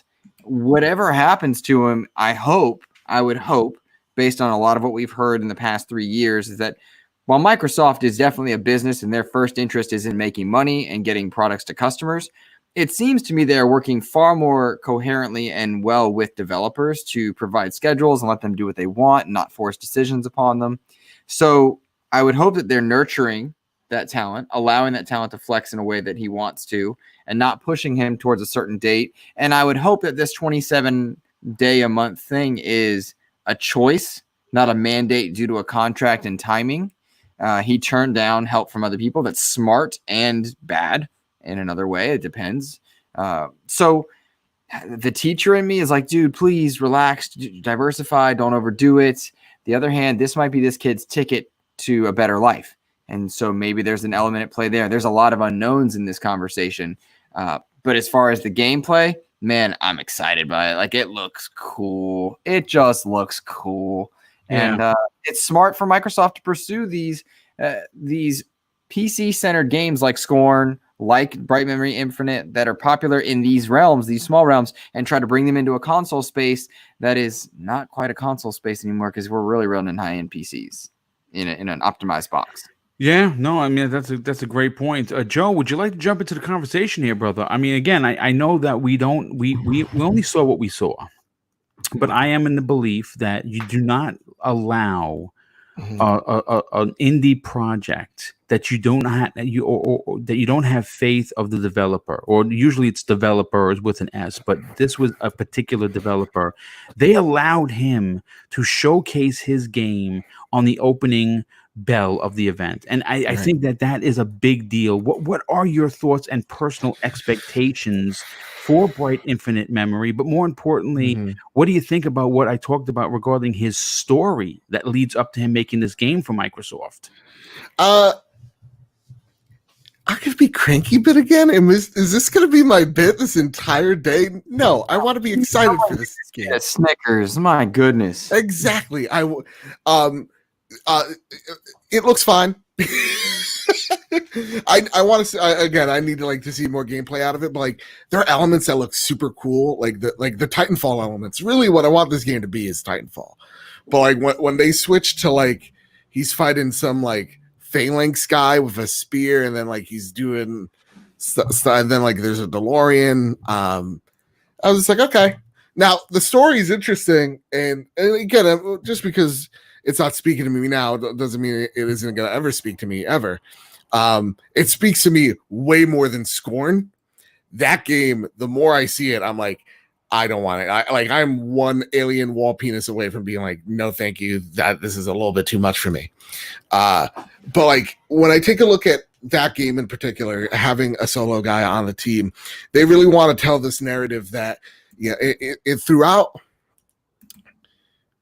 that inside Xbox, they're telling a narrative that whether you're a team of one making a game that is impressive looking like Bright Memory, or you're a team of hundreds that is Assassin's Creed Valhalla, Microsoft is here to support you. That is what they're trying to get at. That's their narrative that they're pushing, because they need to push it, because they didn't grease enough hands this generation, and sometimes maybe even grease the wrong ones for certain games. So for me, this is awesome to see that they're sharing this guy's story. The other thing I think of as well, and unfortunately so, is the environment that we're in right now is like, it kind of sucks that this guy's from China and there's this growing narrative that that China equal bad. You know what I mean? When it's actually the CBC that is the true villains there, not the people. So I want to see this game succeed because of that. More importantly, but that's the one worry I have. Unfortunately, is that going to turn people away? Unfortunately, no, I don't think so. I think hope not. I think gaming transcends race, creed, color, sexual preference, and everything else. This world. I mean, the thing that I agree with that, right? But like then you see the people like the quartering exist, and so like I know. I mean, there's going to be subsets of the human race that are just shit. That's the reality. But I think that when you take a game, regardless of who it's from, how many people worked on it, and it's hashtag fun, it's not going to matter. Oh, and yeah. I really think that this game has the potential to be something special. Yeah, I hope so. Yeah, I mean, we've heard many stories of games made by one person that it literally making this one game killed them. He's 23, so I'm sure that he can take it. And I got news for you again. I don't know the story. No one knows the story. We saw, I don't know, 2 or 3 minute trailer.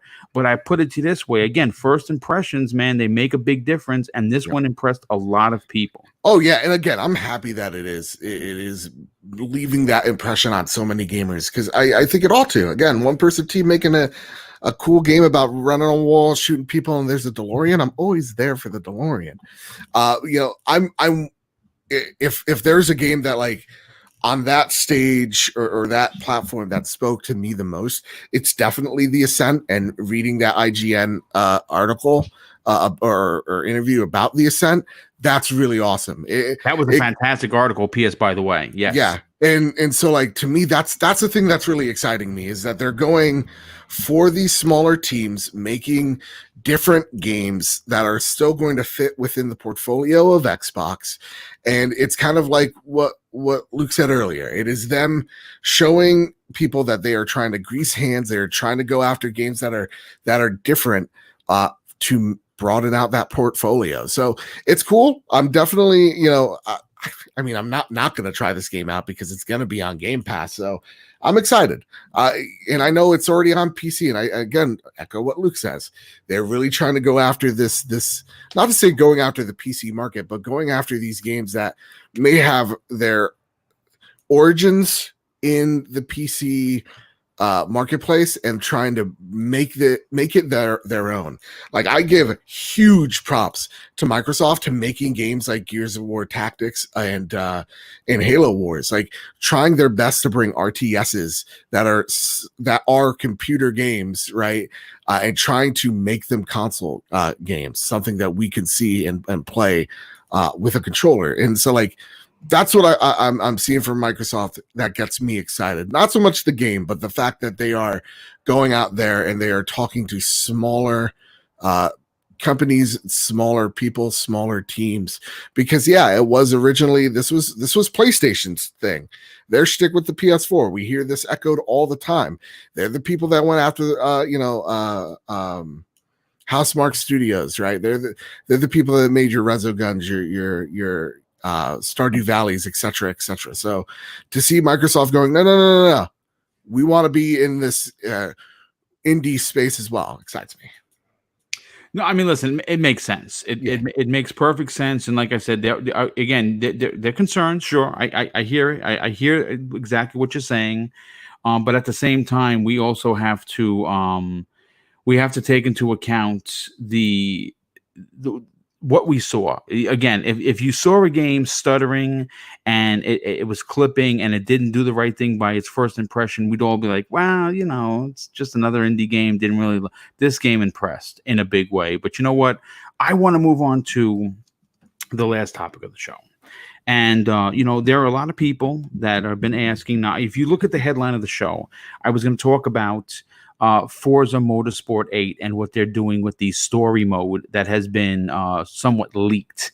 I'm not going to get to it. It's a big topic. We just don't have the time. That is going to be, I'm going to bring that forward probably to primetime gaming on Monday evening. I'm going to see if I can get a big time Xbox guy to come on and talk about what I have in that story. But what I do want to get into, and I just want to catch up on some of the super chats. JD Gamer, first of all, drops 3 outstanding $2 super chats, and he says in all 3, get this panel some likes. Thank you for that. I appreciate it. It says here, let's get some likes, folks. And then he finishes it off with saying there's over 300 people here. Let's get some likes. And yes, folks, listen, let me just say this. I know that apparently in the YouTube culture, hitting the like button is somehow viewed as a bad thing. I'm here to tell you that it's not. It is a good thing because it helps the channel grow. It gets me into the unbelievable theory of what they call an algorithm for YouTube. I can't figure it out. I don't know anyone that can. But if you do like something, and the more likes it gets, the more people are probably going to view the program. And if you are one of the people that tune in every week and you are enjoying it, I highly encourage you that you hit the like button. It is tremendously appreciated. Starlord 14 drops an additional final super chat, says, boom and panel. Did anyone try Deliver Us the Moon? I beat it twice. And Minecraft Dungeons. Yes, we're going to talk about Minecraft Dungeons right now. I reviewed both. Love them. Oh, well, then I cannot wait to hear your opinion. Same here. Starlord 14. Again, your generosity is unbelievable. He drops another final super chat, says, boom. Do you like the variety of gens with the Xbox like Flight Simulator and RTS dungeon looters? So many titled. I easily get backlogged. Yeah, I mean, dude, there's a lot to like in Xbox Game Pass. But you know what? Let's first of all, Deliver Us the Moon. If you didn't play it, it is a golden gem for Xbox Game Pass. Please, I highly encourage you play that game. It is phenomenal. So much so that not only do I have almost all the achievements, I have beaten it twice and loved every freaking second of it. So now what I want to do is I want to talk about Minecraft Dungeons, because this game released with a tremendous amount of controversy. And I don't necessarily mean controversy because the game is awful. I mean that everyone that's anyone kept all the game itself got left out of its own conversation when people started cheering and holding up a Metacritic score. Folks, I want you to understand something, and I'm going to say something that's blunt. If it insults you and you want to give me a thumbs down, well, you know, whatever. I did it to myself. Play fucking games. Okay, Big fan. That's what a big fan would say. We got it. Play games, for God's sakes. Wrapping your entire social media existence around Metacritic is pathetic, and you should be ashamed of yourself as a gamer. I'm going to say that again. You should be ashamed of yourself as a gamer if you play Metacritic instead of actually putting a controller in your hand and playing a game. That's simple. Now, getting back to Minecraft. I'm not a Minecraft dude. As a matter of fact, I might have played 5 minutes of Minecraft in my entire life. I own it. I bought it. I bought it mostly for my nephews. They played it when they were here. I can't get into it. Not my bag. So I, of course, had little hope. And it's like, well, it's a dungeon crawler. I love Diablo. I love Champions of Norrath. I like Baldur's Gate. Some classic PlayStation 2 games that I play with my wife. I'll give it the old college effort. Folks, I want you to know every waking moment of every day since I've played it, I can't freaking think of nothing else. The fact that this game allows you to build your class of character around the weapons and gear that you find is infinitely amazing. The fact that it looks as good as it does for a blocky game, the amount of control you have over your character and his or her abilities, whether that be use of magic or your weapons, or being an archer, whatever you want to be, you can be. And the loot grind is real. It's real in a way that's not gross. it challenges you, because Minecraft, you say, oh, Minecraft dungeons, how hard could it be? It will kick your teeth in if you're not looking. And I am about to beat it. And guess what? Once I've beaten it, I'm going to run through every dungeon on the harder level. And I'm probably going to try and do some community stuff where I get to play with 4 other people, because I've been playing it solo because I really want to get the gist of the story and hone my character. But my God, if you have not played this game, I could not give it a more higher review than what I've been playing. If I were reviewing this game, and I'm still waiting for Microsoft to send me a copy to review, because even though I'm playing it on Game Pass, I would love a review copy. And I'm not going to give my score in hopes that Microsoft does in fact send me one, because my review is going to be glowing. But I'm interested to hear what Luke has to say. Luke, obviously, we know you deliver us the Moon review. I'm sure it was fantastic, and I got to check that out. But I'm interested to hear your thoughts and opinions about the newly reviewed Minecraft Dungeons. Take it away, my brother. Well, I firstly, I think the game is a pure joy to play, and it has a depth that is not inherently and immediately obvious. If you are an adult and you are looking for a Diablo-like game, you've got it, but you may not know it right away. If you're a parent, you've got a great game to co-op with your kids. And if you're a kid, you got a fun, easy-to-play entry into Diablo-like games. I mean, it's a couple simple buttons and a couple simple equips to weapons and different types of weapons, and you're off and you're playing through the world of Minecraft with a rather shallow story, but a fun one nonetheless. What's interesting about it is that there is a depth here that has multiple difficulty levels and a loot loop that is on par with Diablo on a number of levels. There are incredibly cool weapons. I mean, at one point, you start off, there's no class system. You start off experiencing just basic level stuff, and then you equip outfits which will serve as your classes, and they're all interchangeable. And you can enchant different items to have different abilities. My sword right now calls down lightning every few hits. My bow and arrow is no longer a basic bow and arrow. It shoots 3 arrows at once with a chance for poison cloud, and every few shots will restock my arrows because it's a level, and I can enchant that stuff. But that's not obvious right away, and so I think some people might dismiss it as being a little bit childish or easy because of the aesthetic, and that is very reminiscent of Super Mario, because Super Mario doesn't have a difficulty level, but you can go through the main game. And then if you want to challenge yourself, there are secret hidden worlds and stuff. There's a lot to explore in Minecraft Dungeons that will, like an onion, has lots of layers. Yes, indeed. And it's just fun to go through. Yes. You'll play through this campaign more than once if you're in on it. Now, is it AAA quality is the question that I was asked quite a bit. I mean, even Joseph, Mr. Badminton, and I were having a good conversation about it. And the answer is no. It's like the best of AA, and it's aptly priced. If you didn't get it day and date into Game Pass, where you can get it, it's available on Steam. It's available on PlayStation. It's available on Switch. It's available on PC. This game's everywhere, and it's only $20. And it suits that price point as well. So when you look at it from a $20 game, a Game Pass game, a game that's going to have legs, it's going to have DLC, it's got a depth to it if you're interested. It's an easy 1K for those who are achievement hunters, but the game's glory is not in achievements. I think there's a lot to enjoy in this one. I loved it. I had a blast. I'm going to keep playing it. I can't wait for DLC where I can be Master Chief or have armor abilities. So those are my thoughts on it. And I will say also to our friend Archimedes put out a great video review, which I would point to people to go check out there.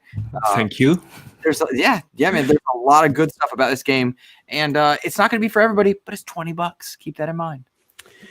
I mean, that's a great point. Real quick, I have to shout out a very good friend of the show, very generous friend of the show. That's just completely blows my mind each and every show that he shows up. JD Gamer drops an outstanding $20 super chat and adds the first words rant We have to stop this. Xbox has no games, or PS is better. It's the game quality this gen, because if you're a person that likes first person games, third person games, racers, RTSs, or fighter games, Xbox has been better all gen. I mean, they do have a tremendous amount of variety. I don't want to forget Victor Alistine had dropped a $2 super chat. I don't understand, Victor. You make me do a little bit of a head scratch. He says, "Well said, Bedbit. Xbox becoming a real Steam box." I don't understand. I said that. I don't understand the point of that comment, but hey, listen, I appreciate the $2, and more importantly, I appreciate you checking out the show. But Archimedes, let's get to you, because you did a review as well, and I'm interested to know that.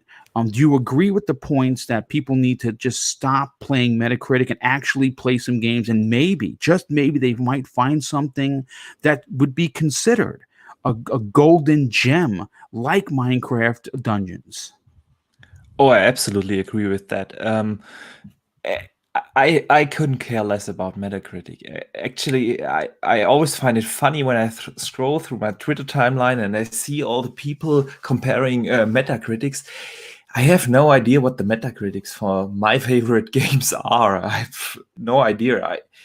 I think the system is also, I wouldn't call it broken, but it's very intransparent. You don't really know how these meta scores come together, and when it comes to user scores, they are used for the fanboy wars, and Yes, I couldn't care less about that. I want to judge for myself if I like a game or not, if I'm having fun or not. I trust also certain reviewers where I know that they have a similar taste than I do, because, and I said that also in my review I just uploaded this today.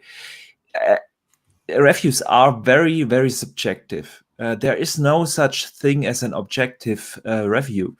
I know a lot of the big media sites want to convince you that they have objective reviews up there, but in the end it's always just about the taste of the reviewer.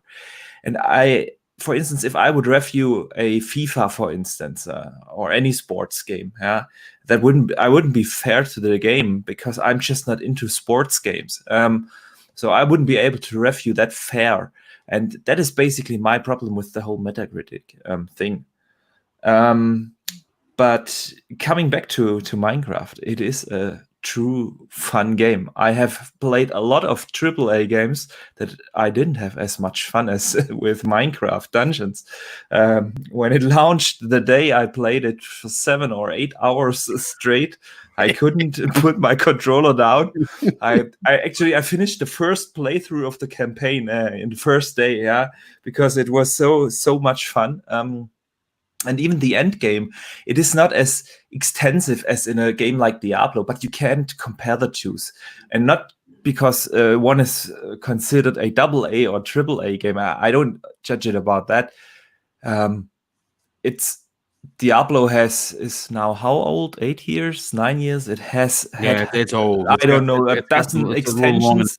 Yeah. Yeah, I mean, it is a last gen game. It released on the 360, right? Mm-hmm. So don't compare the end game of Diablo 3 against the end game of Minecraft Dungeons, and they already have that on the map. Yeah, they are teasing Well, it. they also leaked two more expansions leaked. Yeah, so there is, of course, as big as the actual game, so that is a big deal. Exactly, there's a lot of content coming, and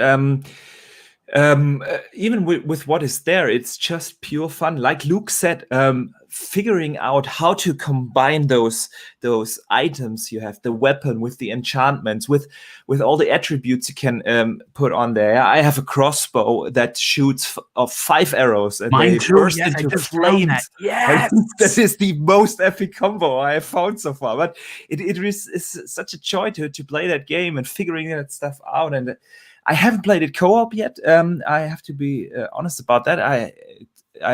But I can't imagine that it isn't even more fun if you play it in co-op. I really recommend to check that out. It is well worth the $20, or even better on Game Pass, of course. But it is a fun game, and that's coming from me. I'm like you, Boom. I haven't played Minecraft at all. it's just not my type of game. And I also have to say I don't like the art style. It's not. I don't like it. Don't like the pixel block look, and still I'm having a lot of fun with that game. Huh? Well, I mean, listen, great point. Listen, Luke, I know you got to get on out of here, brother. I want to thank you so much for hanging out with us for 2 hours. And we will definitely see you back here next Thursday on the new episode of the Xbox Factor podcast. Thank you for your opinions, brother. Enjoy the rest of your day. I appreciate it, guys. Thank you so much. And thank you to the chat. Have a wonderful day, guys. Take care.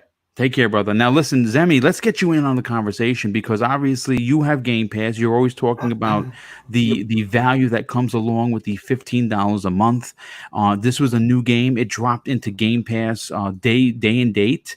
I'm going to go out on a limb here and say that, people may be, joshing on this game, so to speak, or even poking fun that it's a $20 AA title and it doesn't really mean anything. But you know what? I'm going to tell you this. I effing guarantee you that this is going to be in the top 10 MPDs moving forward. And you know who's laughing? Microsoft is laughing all the way to the bank because not only is it available in Game Pass, but it's available on Steam. It's available on the Switch. It's available on your PlayStation right now. What are your thoughts on the game itself? If I'm going to be completely honest, I have not played it yet. Okay, that's fine. Yeah. But do you have? Is it something you might want to consider playing? Because it's Minecraft, it is definitely something that I would give a go. The same way that I'm not really a big fan of like the top-down view for like the turn-based strategy games, but I'm still going to give Gears Tactics a go. I haven't yet. I mean, I've been so busy with Mafia 2. Oh, it's a glitchy mess, but it is a fantastically fun game. But to answer your question, yeah, I definitely will give it a go. Like all of these like Metacritic reviews and stuff like that. So I didn't even know that the game was getting flack. But none of that stuff matters to me. If I want to know if a game's good or not, I'm not going to go and look at a review. I'm just going to go and play the game. And if I'm unsure about the game or if I see something that just doesn't look right, then I'm just not going to buy the game or I'm going to wait until it goes on sale. Usually my buying decisions are not very well placed on reviews. But I haven't played it yet. The game does look fun. It looks enjoyable. It's another one of those great games for the younger audiences. I mean, the younger audience. I mean, they do get quite a few games, but not as much as we do. In getting mature content and stuff. So it's always great seeing a family friendly game coming out. And I definitely plan on playing it. Yeah, well, I mean, listen, again, I think you're going to be hooked. I really do think that once you play it, you definitely get hooked. But Mr. Babbitt, why don't you close out this epic 2-hour Xbox Factor podcast with, of course, your opinion. Have you played Minecraft Dungeons, and is it up your alley or your bag, so to speak? I played it a bit, and I keep on like beating this drum. I plan on playing more. I think my problem was I jumped right into co-op, so I wasn't really experiencing the game as I think I should have been. I think that when I would highly recommend the single player experience up front to get the gist of the controls and the looting and the secret finding and all everything that comes along with a loot grind that you can find easily if you're looking for it in Minecraft. Yeah, so like for me, I'm just gonna. Can I go for the gut here? Can I drop one curse? Just give me a curse. Sure, go right ahead. Okay. So like, I think this game's fine. So far, so good. I like it. And when I see this game, I'm seeing Minecraft. I'm seeing like the Diablo-esque like top-down isometric view. That really excites me because that's giving. Though I think it's fine and I haven't got to all the crazy in-depth stuff yet, it's giving kids a chance to play something that they never would have. This is something that's a great point. Yeah, like I can maybe think of something this gen being, Marvel Ultimate Alliance 3, the closest thing that kids could experience, but it's Minecraft. Yes. So seeing that, it's awesome that it's giving kids an avenue to branch off into something else. So like when I see Metacritic, I don't care. I really don't. I am not. I know I'll never be a big YouTuber because I don't like extreme narratives. So like I know one person was asking me why don't I like the quartering. It's because politically I don't see eye to eye with him, and I think he's racist, and I think he's a very extreme personality that I typically think is toxic for just not just gaming in general, but just to the outright lens of humanity itself. I don't like that guy. So I'm not going to be extreme or like post every video of like why Xbox is the worst or pushing an SJW agenda. I hate that extreme mentality. Same way, like I don't like, like Jim Sterling videos because it's like it's all about being cogs in a machine type of nonsense. And I don't like those narratives that it is either hot or cold. You're with me or against me. Like there's no middle ground. There is no middle ground, and there has to be a middle ground. There has to be. So when I see reviews on Metacritic and when I see people like Crap Gamer literally just spending their entire fucking day just tearing down one company, one individual, one game, that pisses me off because he's a horrendous person. He is just a horrible human being. And it's not me talking shit. It's literally me observing a person literally going out of their way, seeing something that people may or may not be enjoying, but purposely shitting on it for an agenda. And that is the thing that I cannot stand to see in general, whether it's a PlayStation guy just trashing Xbox about like, oh, Xbox has no games. No, Xbox has games, you idiot. Right? Or when I see people like, oh, PlayStation just has the same games. No, PlayStation has great games that other people like that you just don't. So like, I really hate those extreme narratives. It's something I get passionate about because we have lost culturally, societally, this middle ground to have a conversation. And for me, I see a game that is Minecraft. It's fun. It's for kids first and foremost, right? And it's also then for people like who want to build. It's literal virtual Legos. And so to see people go to bat for something that is a $20 game, like so heavily. Like, I love the conversations we've been having, guys. We're having a conversation like the last one about ray tracing, where it's like, I don't get it. And I'm telling you, I'm speaking out of ignorance. And Archimedes comes here with some knowledge. It's awesome seeing Archimedes, seeing you, seeing Luke gush about this game that they enjoy. That's beautiful. That's awesome. That's what gaming should always be about. Yes, I agree. So that's the thing I hate. It's the polarization. Gang, if you like a game, like Manny Eater came out, right? My co-host reviewing that right now for the company. Yeah, my co-host loves it. Gave a great review. Definitely not up my alley. Definitely when you see it, people go, "Oh, it's a 7 game," but it's a video game. And if you're enjoying that game, go ahead, enjoy that thing. Stop following people that outright trash something to trash it because they have to be fans of something else. It's something I constantly push. It's the reason why I'm on the show. It's the reason why I join you, Boom. It's because we're having genuine talks. Well, we're gamers. At the end of the day, regardless of what your preference is, we like games. So we can find a way, to sludge through the toxicity and say, yes, game on PlayStation, game of my generation. Oh, and by the way, I played on Xbox the other day and I had such a great time. My God, it was awesome. And guess what? And here's the beautiful thing. This is how I golden rule. Usually I would never out people like that. If you want to know, I'm just going to tell you my viewpoint. But like, my whole thing is that video games are beautiful. Video games are art. They should be treated as such, and people that make them should be treated with some type of respect, and people that cover them should be treated with some type of respect. This is a hard industry to not just break into, but to maintain and to stay in. And it is so easy to attack one another. And for me, it is, I don't care where you align, wherever. I don't care. I want to talk about games. And I think the thing that was so disheartening about the Minecraft conversation was it did, from this echo chamber that we're in, it got lost in just fanboy bullshit. Nonsense. Like, Yeah, it- no, it's the truth. and I'm sorry to go on such a tangent, but like, you know, that just is how it is. You know, that's how I see it.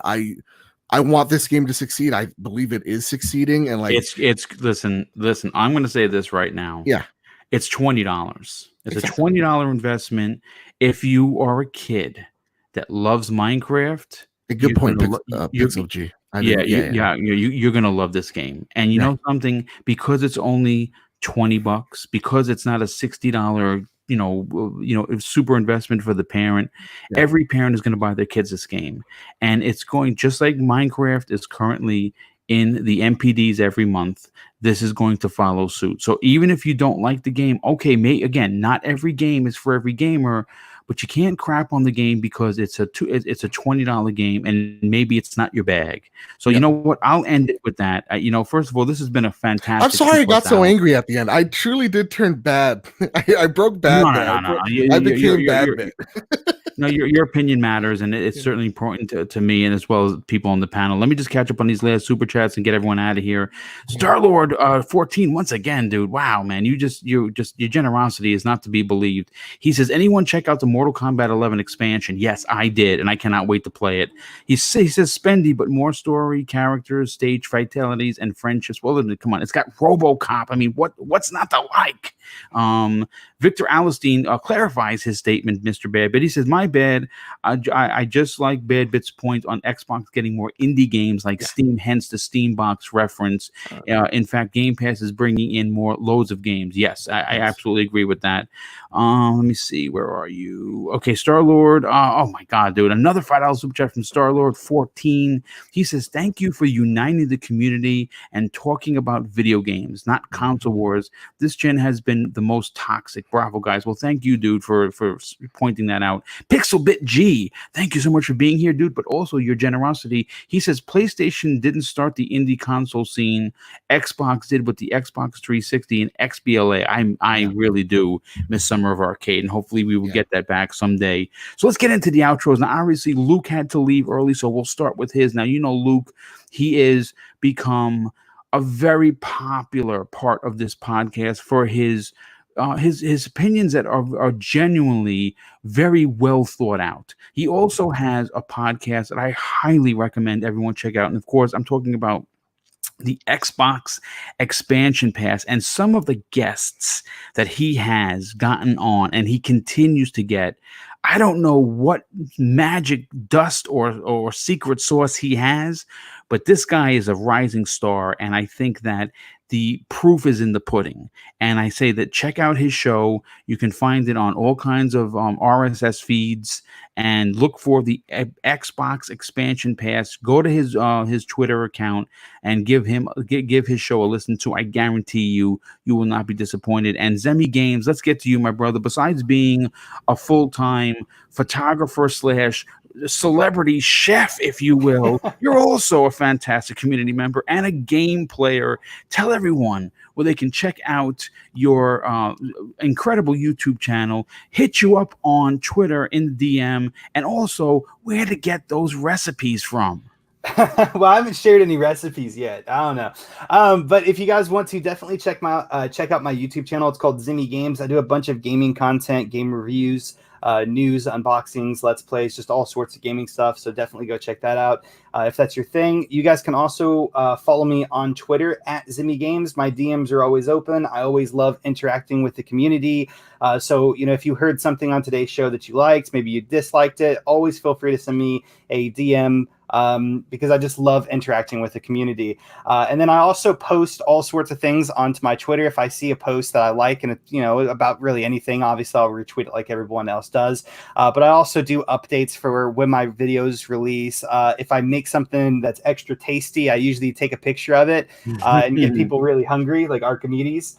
And yeah, that's pretty much it. So thank you so much, Boom. I can't wait till next week's show.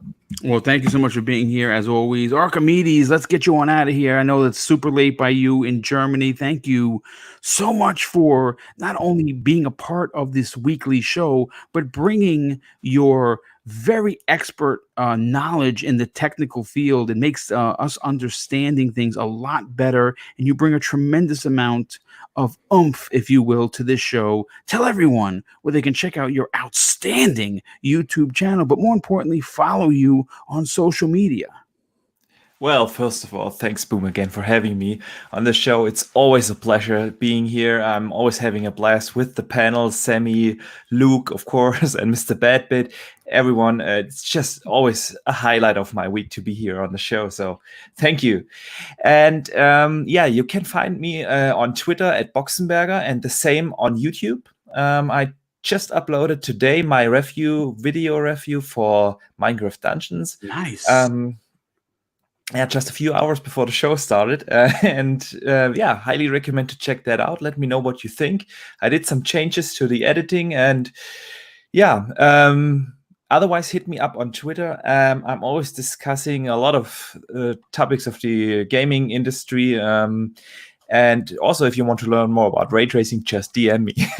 Yes, absolutely. Well, listen, dude, it's great to have you a part of the show. Really, really appreciate you being here. And again, like I said for the other panel members, I hope your exposure on this program does bring you tremendous dividends for your not only social media career, but more importantly, your content creation a career that is definitely on the rise. And certainly last and in no way least, who will be joining me on tomorrow's Breakfast with Boom, which is loaded to the gill with PlayStation 5 stuff. I mean, folks, I'm telling you right now, if you've enjoyed today's Xbox Factor podcast and you want to hear about the other guys, the other side of the coin in PlayStation 5, man, tomorrow's show is packed with not only a fantastic panel, which I'll be making the announcement, but unbelievable PlayStation 5 topics. Tune in tomorrow at 10 a.m. Joe, you'll be joining me for that. Do me a favor, get some sleep, for crying out loud, but also do us a favor and tell everyone where they can get the real Mr. Badbit. Follow you on social media, but more importantly, check you out on your outstanding YouTube channel. First off, let me walk back some statements. I see in the chat. All right, I'll just say this. Sorry, didn't mean to say racist. I meant transphobic. That's my apologies. I have a lot of friends in the LGBTQ community. I love them all so very much. They're some of my closest friends. As I do as well. Yes. And a lot of shit he's saying I don't fly with. So so with that, yeah, sorry about that. That was a stream of consciousness that I had from like 4 hours of sleep. But that's why politically don't agree with the quartering. He might jam. I don't watch him. I mute him. I move on with my day. But sometimes when I'm angry and I watch the news, my mistake, I get a little passionate, get a little heated. All right, that's me. But you know what? Usually I'm not that heated. Usually I'm a kind fellow that says a lot of nice things because I just want people to play a goddamn game and have fun doing it. So you can find that over at Bad Bit Games. We're going to talk about all things games. And you can find the Trophy Room, a podcast made by the players for the players, on YouTube as well, where I actually went on the defensive for Microsoft and Xbox, as I usually do on that show, which is very strange. Yeah, but I had a lot of fun. I had a lot of fun with that episode. So yeah. Well, listen, it's great to have you all here. As always, you definitely bring some real energy and excitement to each show that we do. And I want to thank everybody for being here. We had almost 400 people watching. I have to say this, and I would be remiss if I didn't. The extreme generosity that continues to come in. Folks, you have to understand, it is more humbling than I have words to speak. Because obviously I do this for the love of this community and the love of gaming and the love of friendship and interaction with people I may never meet in real life. And the fact that you donate as much as you do is tremendously, I cannot say how grateful I am for how generous you continue to be. And of course, thank you so much for tuning in. Again, tune in tomorrow morning at 10 a.m. Eastern Standard Time for the new episode of Breakfast with Boom. It is going to be fire from start to finish. And of course, I want to say something that I do every end of every show, something that made me a better person, made me a better police officer, and something that this world needs now more than ever is treat others how you yourself want to be treated. And remember this, folks, it doesn't cost anything to be nice. You live by those rules, and I can guarantee you, you're going to have an awesome day. So take care, everyone, and we'll see you next week on the newest episode of the Xbox Factor podcast. Take care, everyone.